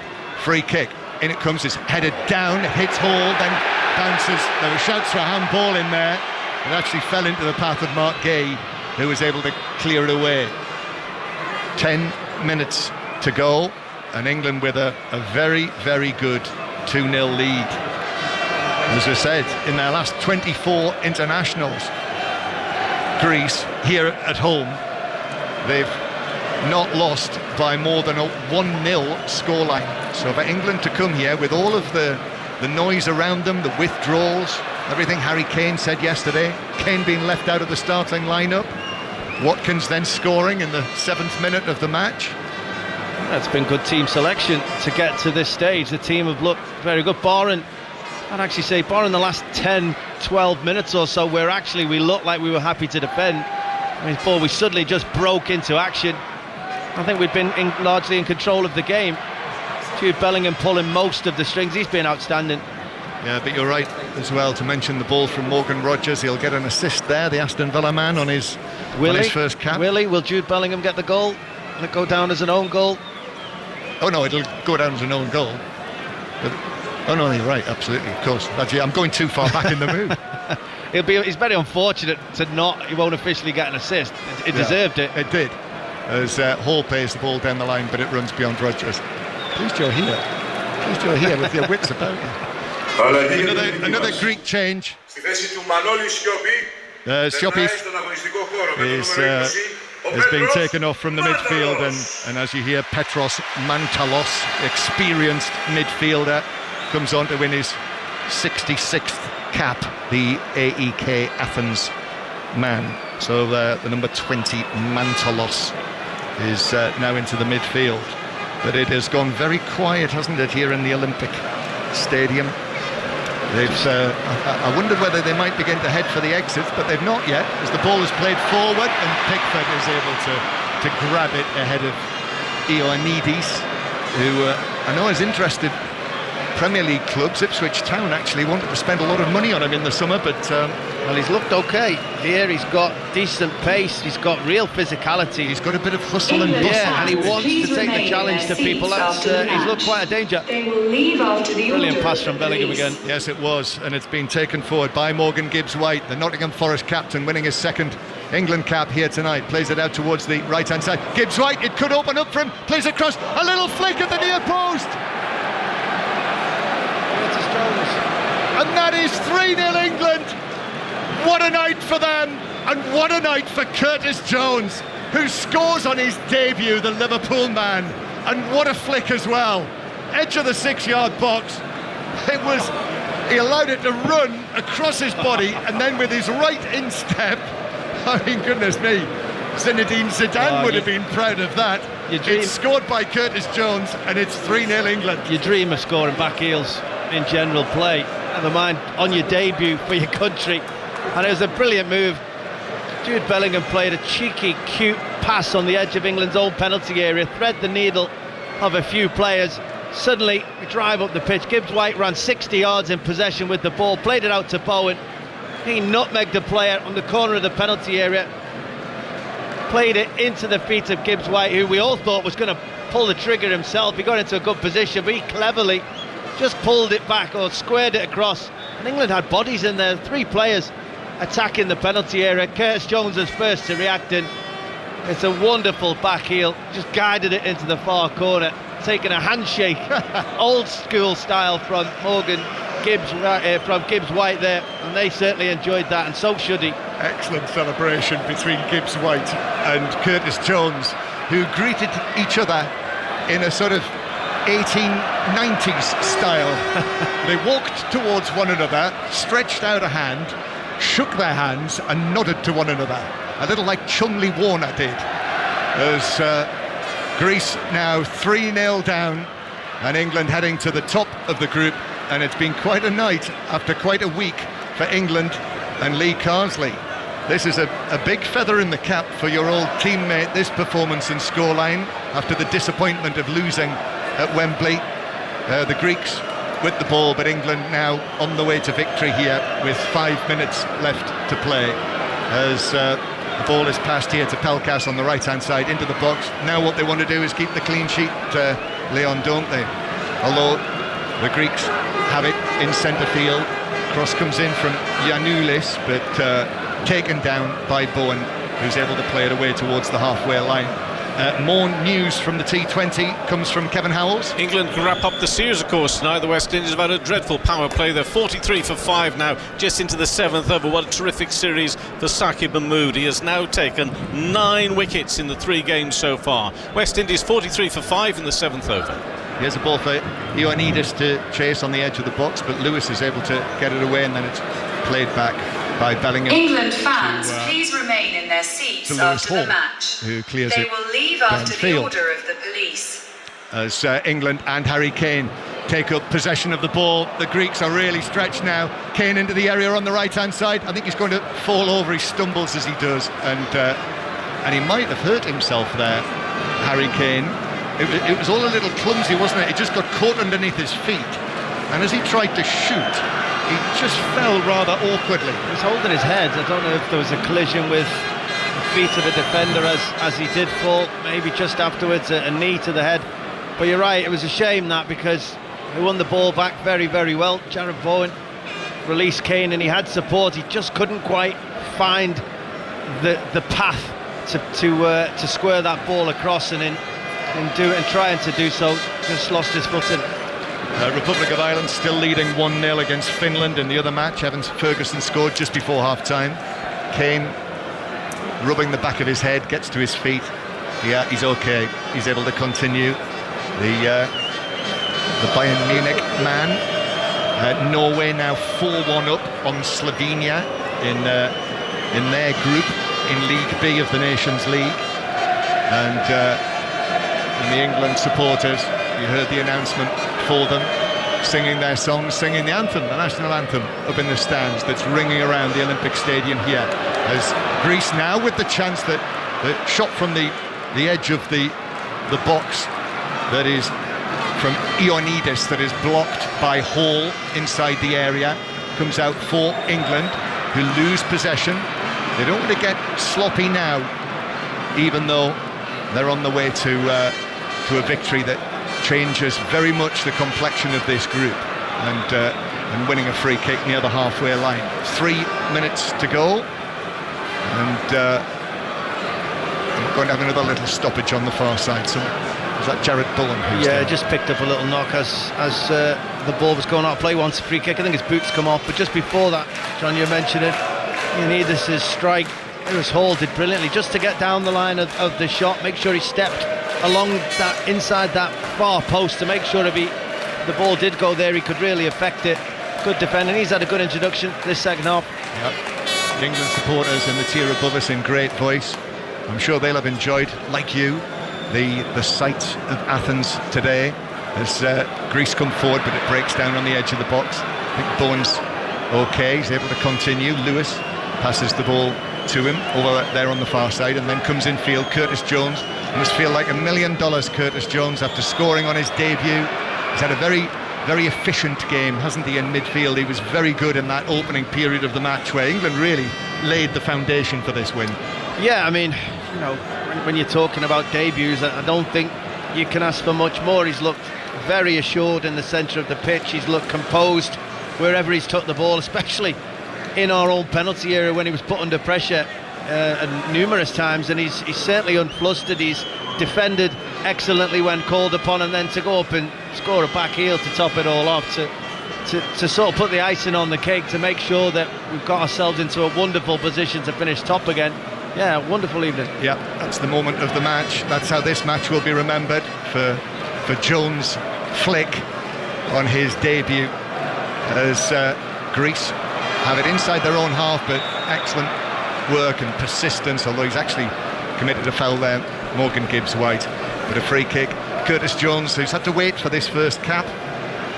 He is 23 now, had a long history in the under-21s, and for Lee Carsley, you will remember, scored the goal, or was credited with the goal that won the tournament in Georgia last summer That was his last appearance for the under-21s. This is third time in the senior squad, finally on the field, and on his debut scores a goal like that. It is dream stuff. Yeah, but I think it's credit to the way the under-21s is working at the moment. That, you know, you just saw that celebration. You got Morgan Gibbs-White and Curtis Jones, players that have played together for a long time. They know each other's games. I'm sure when Gibbs-White went it through on goal before, everybody in the stadium thought he was about to shoot, but probably not Curtis Jones, because they've got an understanding of each other's game. Greece trying to work something on the edge of the area with Konstantelias. England just about scrape it away. Ioannidis. Then Pelkas won't reach this because it's actually bounced off Curtis Jones. A couple of red flares have been lit in the lower tier of the stand on the opposite side of the ground to us, so smoke is belching up into the roof of the stadium. 4 minutes of added time, 4 minutes before this England victory here is confirmed. It'll mean that England have won all 5 away matches that they've played against Greece over the years. England, last time they were here under Sven-Göran Eriksson, won with goals from Scholes and Beckham. Tonight, Watkins, the Vlachodimos own goal after Bellingham's excellent run that hit the post, hit the goalkeeper and went in, and then Curtis Jones. Here is Bellingham. Bellingham languidly hits a pass from centre field out to the left to Morgan Rogers, and Rogers attacking into the penalty area, defenders backing away, and eventually one of them just gets a foot in, and Greece are able to run it away towards the halfway line with Zafiris. And now empty seats are beginning to appear all around the stadium. The home supporters know that the game is up after their excellent run of 5 wins in a row. That's going to come to an end here tonight, and that smoke from the flares is drifting across the stadium. Security people in orange bibs have walked across the Olympic running track and taken up their positions as Ioannidis has the ball centrally, and then the shot low, which is saved by Pickford, down to his right. It was Mantalos, the midfielder, the substitute, who hit that shot, but Pickford, who's also had a very good night, kept it out.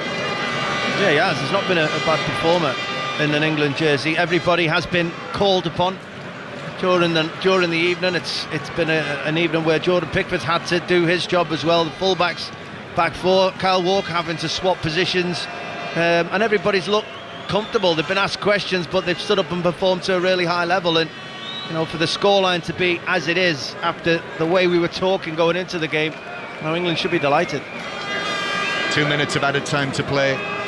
Famous night for England this, during a difficult week in a stadium where there is a history of British success, as we mentioned, with Kelly Holmes, her Olympic double in this stadium, as Jones takes it on again for England towards the edge of the area but runs into trouble on the edge of the box, and Greece work it away. Gay gets in, is able to win it back for England, and now Gibbs-White across to Rogers. Gibbs-White with a little touch, bit of swagger about England now as Jones, another little flick from him, and now Lewis passes it forward towards Bellingham. Bellingham wasn't able to give the return pass back to Gibbs-White. However, Kane's able to win it back on the edge of the area. Now Jared Bourne just runs away from him, and then he commits a foul, and Greeks have a free kick on the edge of their own penalty area. Yeah, I didn't think that was a foul. He's very unfortunate there, Jared Bourne, but just for a moment you thought Morgan Gibbs-White was going to go through 1v1. Good defending. I think it was Mavropanos just stuck out his long leg and just intercepted that pass from Jude Bellingham after some lovely intricate play again. More Nations League commentary tomorrow night. Scotland, Georgia live from Hampden. Northern Ireland, Belarus as well. We'll have news of that. But tonight, final knockings here in Athens as Greece try to get on the score sheet as Konstantelias takes it round Mark Gay, but isn't able to centre it, and England have it inside their own box. Republic of Ireland have won thanks to that Ferguson goal. So Republic of Ireland 1, Finland 0. That takes Ireland up to 6 points, but they will not be able to finish in the top 2 because Greece and England will be level on 12, and indeed England with this victory, and that is what it is now. There is the final whistle. England very good winners here in Athens Olympic Stadium by 3-0, and they go above Greece to the top of the table. So it'll be all to play for on Sunday to decide who finishes top of the group and who wins automatic promotion back to the top tier of the Nations League. Great night for Lee Carsley and his England team, Leon Osman. Wonderful night. After trying something in the return fixture at Wembley only last month and it going so wrong, to have tried something this evening, including not starting with the England captain Harry Kane, and everything went right. They looked brilliant in possession. They were very assured out of possession, controlled the game for the majority of the evening. 3 wonderful goals, 3 bits of brilliant play from England, and everybody was called upon at certain points of the evening, and everybody answered the question. We were delighted, Lee Carsley, with that team performance and getting his tactics so right. Yeah, they were excellent, Greece, at Wembley last month, but tonight England have come here to the Greek capital and really burst their bubble with this very good performance. The goals from Watkins, and then late on in the match, in the latter stages, the Vlachodimos own goal after Bellingham's shot hit the post and hit the goalkeeper and rolled over the line. And then the highlight of the night, as I say, I think that's how this match will be remembered, for Curtis Jones' flick and the goal that he scored on his senior debut. So Greece 0, England 3, the final score here. Well, Izzy Christensen, I think Leon summed it up there, really. We might as well hand over to Nick Bright early and go and have a cup of tea, because there's not much else to say. But that was the real point at the end there, as Leon said, Izzy, which is everybody was called upon at some point. Everybody did their job, as did Lee Carsley. Yeah, very much so. I think it was, it was a very clean, tidy performance. After a little bit of unrest in the build-up to the game with certain factors, I think the squad looked and appeared to be very focused this evening. I thought the balance across the team, from 1 to 11, and the substitutes as well who came on and had an impact as well. I thought that the way it was managed from the staff, Lee Carsley and his staff, I think, massive, fair play to them, and obviously they've got the job done, and important win in the end. He's given debuts to players during this. Curtis Jones obviously was one of them. Just lost where my note was. I think he's given either 5 or 6 players the debuts over the course of him sort of being in this interim charge. Curtis Jones and Morgan Rogers coming on, and Morgan Gibbs-White coming on, amongst others. And over the course of them, Angel Gomez, of course, in previous ones, Lewis Hall, Noni Madueke are the others. And they've all in the main. I know Morgan Rogers didn't get that long tonight, but they've all done something which will give Thomas Tuchel extra things to think about, Leon, which is a good thing. Well, the biggest surprise is you take notes. Well, that's what surprised me then. Somebody will have given him them, Leon. Yeah, no, it's. I thought you were going, John. I thought you were going to the tunnel. I was just about to go. Well, but I thought I would make one final contribution. Well, and what a valuable one it was. Best of the night, I think. What I'd say is, I said before, it just shows the process is working. The under-21 process, what Lee Carsley's certainly doing in the under-21s, because everybody who stepped up, there's a real understanding of each other's games. They're all ready for this moment. They've all now made the debut. It's also a show of that if ever we're in the future and Thomas Tuchel is looking for somebody to come in and fill a role, that he need look no further than the under-21 squad at times, because it's been fantastic. And you're right, when you are asked to go onto the pitch and perform, and whether it be your debut or a moment when you're asked to be on the pitch, Curtis Jones makes his debut, outstanding performance, wonderful goal. But you mentioned Gibbs-White, they didn't get long, but he came on and got an assist. Madueke started the game, had an assist after 7 minutes, and they're all performing, but they don't want to just go on the pitch and be part of the win. So I spoke to Anthony Gordon yesterday, about it all as well. They don't want to just go on the pitch and be part of it. They want to go on the pitch and be the person that makes the difference, and it's a great attitude to have. It's flowing throughout the under-21s. They're so confident in playing for Lee Carsley. Those players haven't done so for many years, and they're able to show it when they're wearing the full England shirt. But they also, Izzy, they also want to make the contribution, get on the pitch, and then stay in the team. I mean, that's the other thing in all of this. And as we've said a lot during the Euros as well, you can only pick 11 players, but they do offer different things in different positions. Yeah, they do. And for me, I mean, we said it during the Euros, throughout, I think, most of our Five Live coverage around the balance needed in the team. And it was clear for everyone to see that the Foden and Bellingham balance in the midfield and in wide areas wasn't working. What I saw tonight was balance. And I think the balance between the wide players, Madueke, Ollie Watkins, Anthony Gordon. I mean, it wasn't a surprise that Madueke assisted Ollie Watkins for the opening goal. Just to go back to what Leon was saying there about those players that have come through the pathway at England, I think it's one thing that they haven't got there tonight, made their debuts over the past few months as well, by hall passes, free passes from Lee Carsley. They've got it because they've earned it at their football clubs. And I think that's the other piece as well. You've got players here who are performing week in, week out. Like, look at Lewis Hall under Eddie Howe's development. Look at Anthony Gordon under Eddie Howe's development. Madueke, he's having a phenomenal season at Chelsea.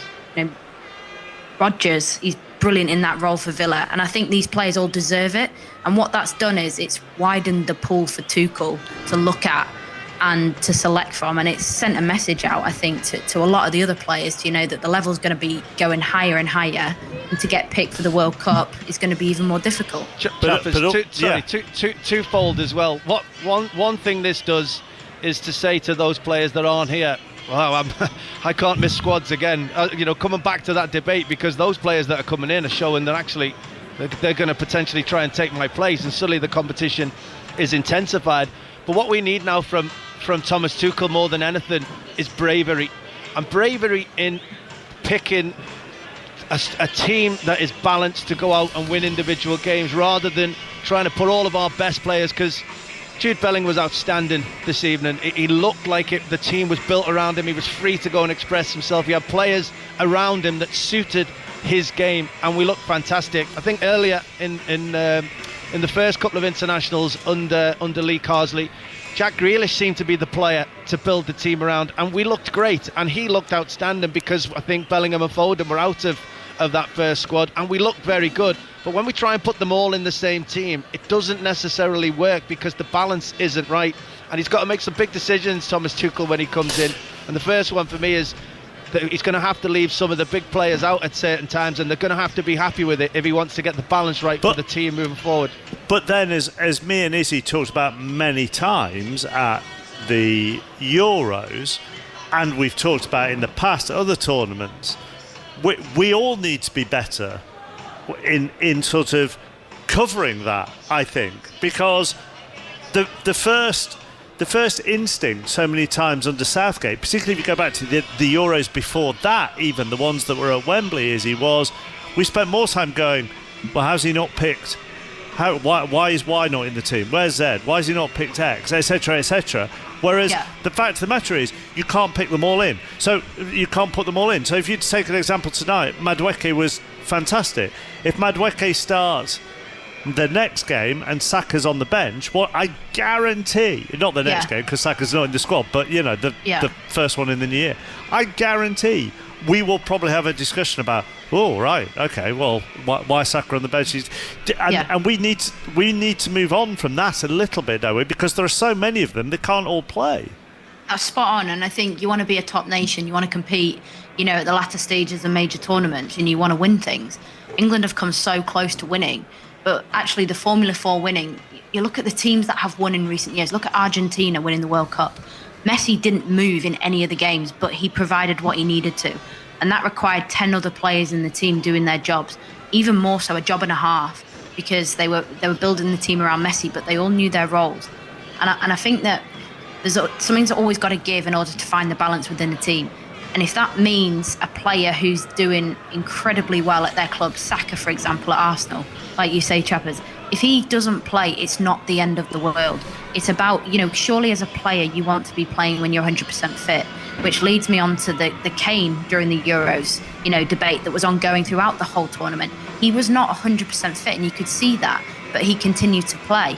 Now, if you say to Harry Kane, would you rather play 50% of the games in a major tournament, say out of 7 games, but you have an impact in them?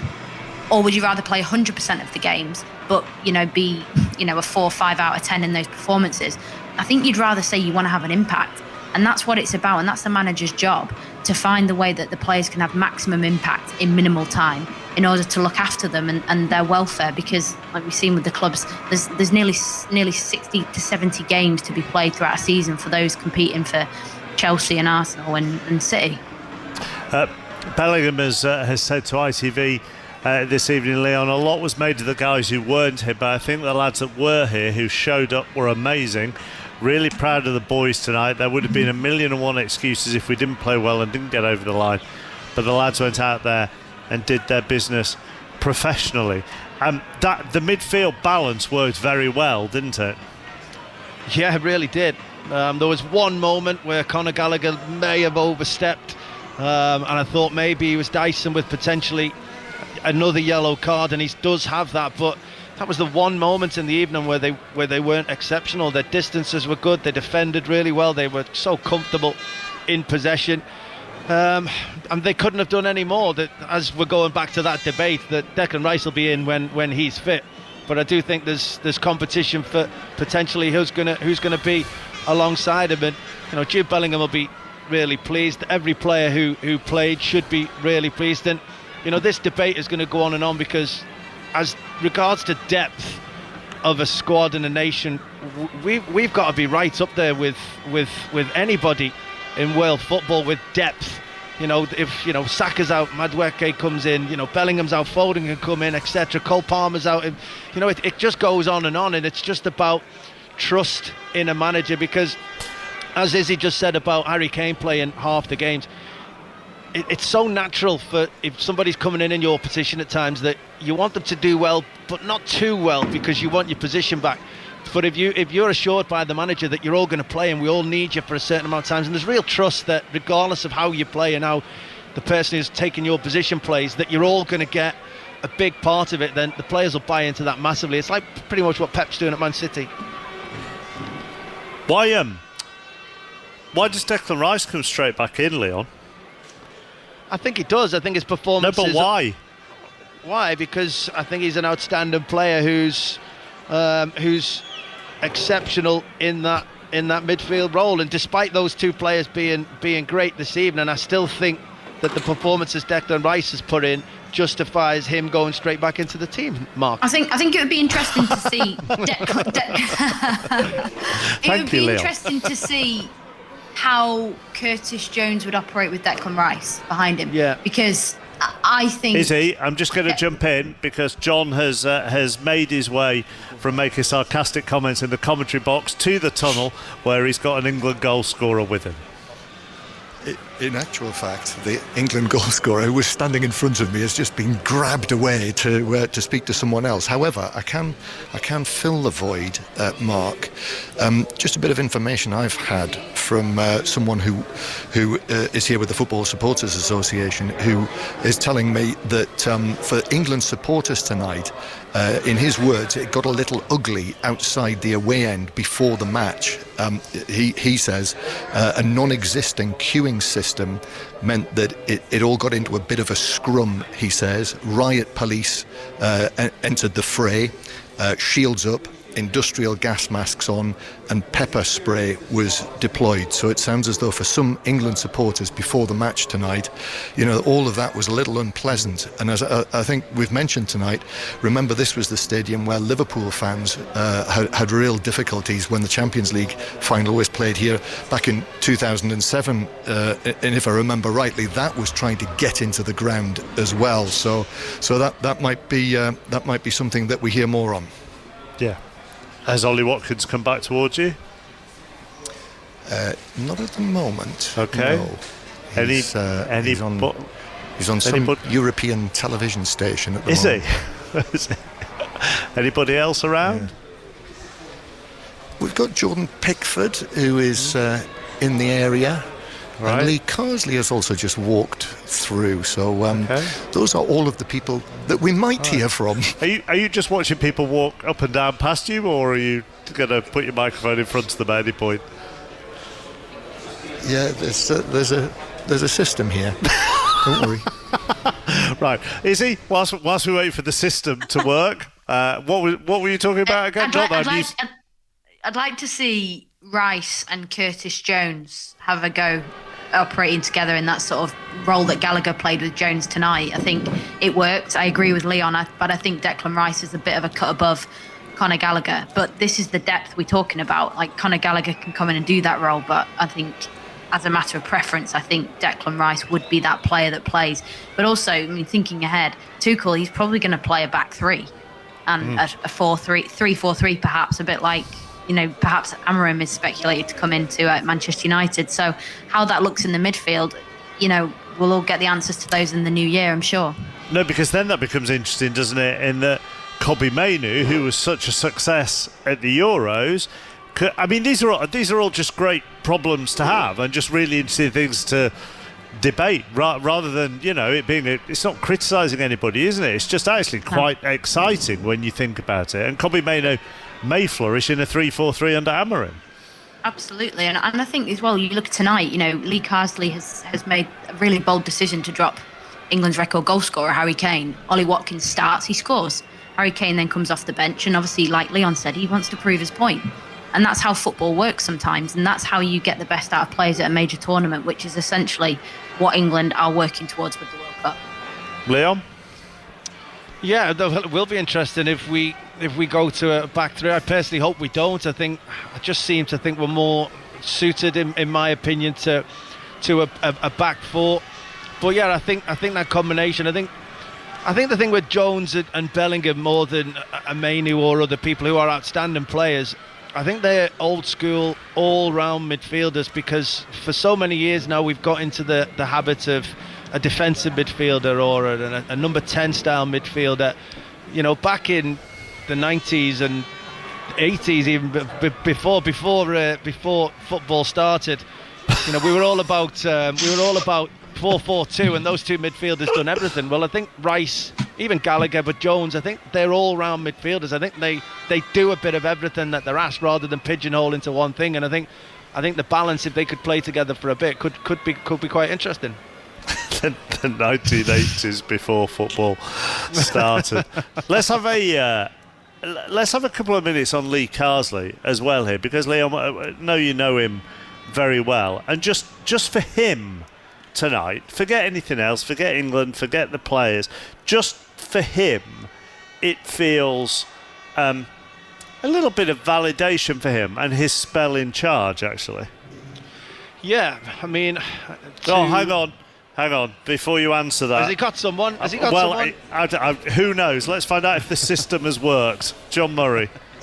Yeah, it's not Jordan Pickford. It's not Ollie Watkins. It is Conor Gallagher who has joined us. Well done tonight, Conor. Tell us how that went. What a good team performance, wasn't it? Yeah, thank you for that. It was a brilliant performance, very professional.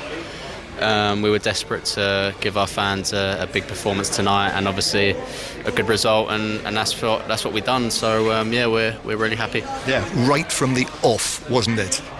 Yeah, it was. We know the importance of tonight, and everyone was fully prepared and fully up for it, and I think you could see that. Tell us about the partnership with Curtis Jones, and obviously Jude Bellingham in midfield as well, who had just oozes class, doesn't he? Yeah, obviously top players. It's a pleasure for me to play with them and in midfield as well. So I felt like we combined well together on and off the ball. And it was a great performance. Yeah, you had to have your disciplined head on, didn't you, after the early yellow card? Yeah, exactly. And from the first game against Greece at home, we could see their threats, and I think we dealt with them well tonight, which was that counter attack they had and playing into the front and having runners, and I feel like we stopped that a lot more tonight. And Yeah, like you said, the yellow card was annoying. I thought it was a bit harsh, and it kind of made me hold back a little bit because obviously I don't want to get sent off. But it is what it is. You've learned that now, yeah. Yeah, obviously I've had a couple of reds in the past. It was a disciplined performance, and like I said, very professional. Yeah. Just a final word. We haven't spoken to you since you've gone to Atletico Madrid. Has life changed? Not really. It's all very much the same. Training every day, trying to do my best for the club. I absolutely love playing for Atletico Madrid, and they've been amazing with me ever since I've joined. So I just want to continue to improve and help the team, and hopefully win some trophies. Very good. Well done tonight. Thanks, Connor. Appreciate it. Cheers. Thank you. With John Murray, although he must be slightly confused because you would have had no context to the start of that interview. He must have thought, why are you saying I'm not Ollie Watkins or Jordan Pickford? It's fairly obvious I'm not Ollie Watkins or Jordan Pickford. Right, back to Lee Carsley and what this means for him tonight, Leon. Yeah, just an outstanding performance in the fact that you'd expect him to hold the reins and to help bring some of the young players through from his under-21 squad and do what he can with this team moving forward. But he tried something which we were all crying out for at certain times. He tried something different, and it didn't work. And he did come under a bit of criticism for that. But so to try to do what he did tonight, a tactical change, a big decision, putting some young players in and have him work so well, it just justifies what he's done and what he's about. And he's been brilliant, I think, with this temporary control that he's had. And he's done it with a smile on his face. He's becoming much more relaxed as the squads have gone on, and yeah, I'm just really, really pleased for him. I kind of think, Izzy, that whole situation, he was put in such an impossible position really around that time. And in fact, if somebody had said to him, just go out there and say, look, we tried something, thought we tried something different, it didn't come off, we move on, rather than being allowed to tie himself in knots then. But that was then, and this is now. Yeah, and I think it's a really nice transition, and like you said, around the validation for him as a manager, getting this result this evening, the 3-0, dominant performance, and the tactical improvement from the previous game where he did try something. Like you say, he went out all offensive. It didn't work. It was very disjointed. But I think that's a lesson, to a lot of other managers out there to say, especially when you're not necessarily a young manager, but a manager that's worked in youth football, that he's going to come through and try something. He's got his, holds his hands up, he's made a mistake, and then goes and rectifies the mistake by putting on a performance and a management performance like he did this evening. I think it's fantastic to see. Izzy, Leon, thank you very much. Plenty more reaction to come in the Football Daily pod, which will be available later via BBC Sounds and throughout the night here on 5 Live. Ailey Barber here from 7 tomorrow with commentary of Scotland, Croatia, and Nick Bright is the other side of the BBC News.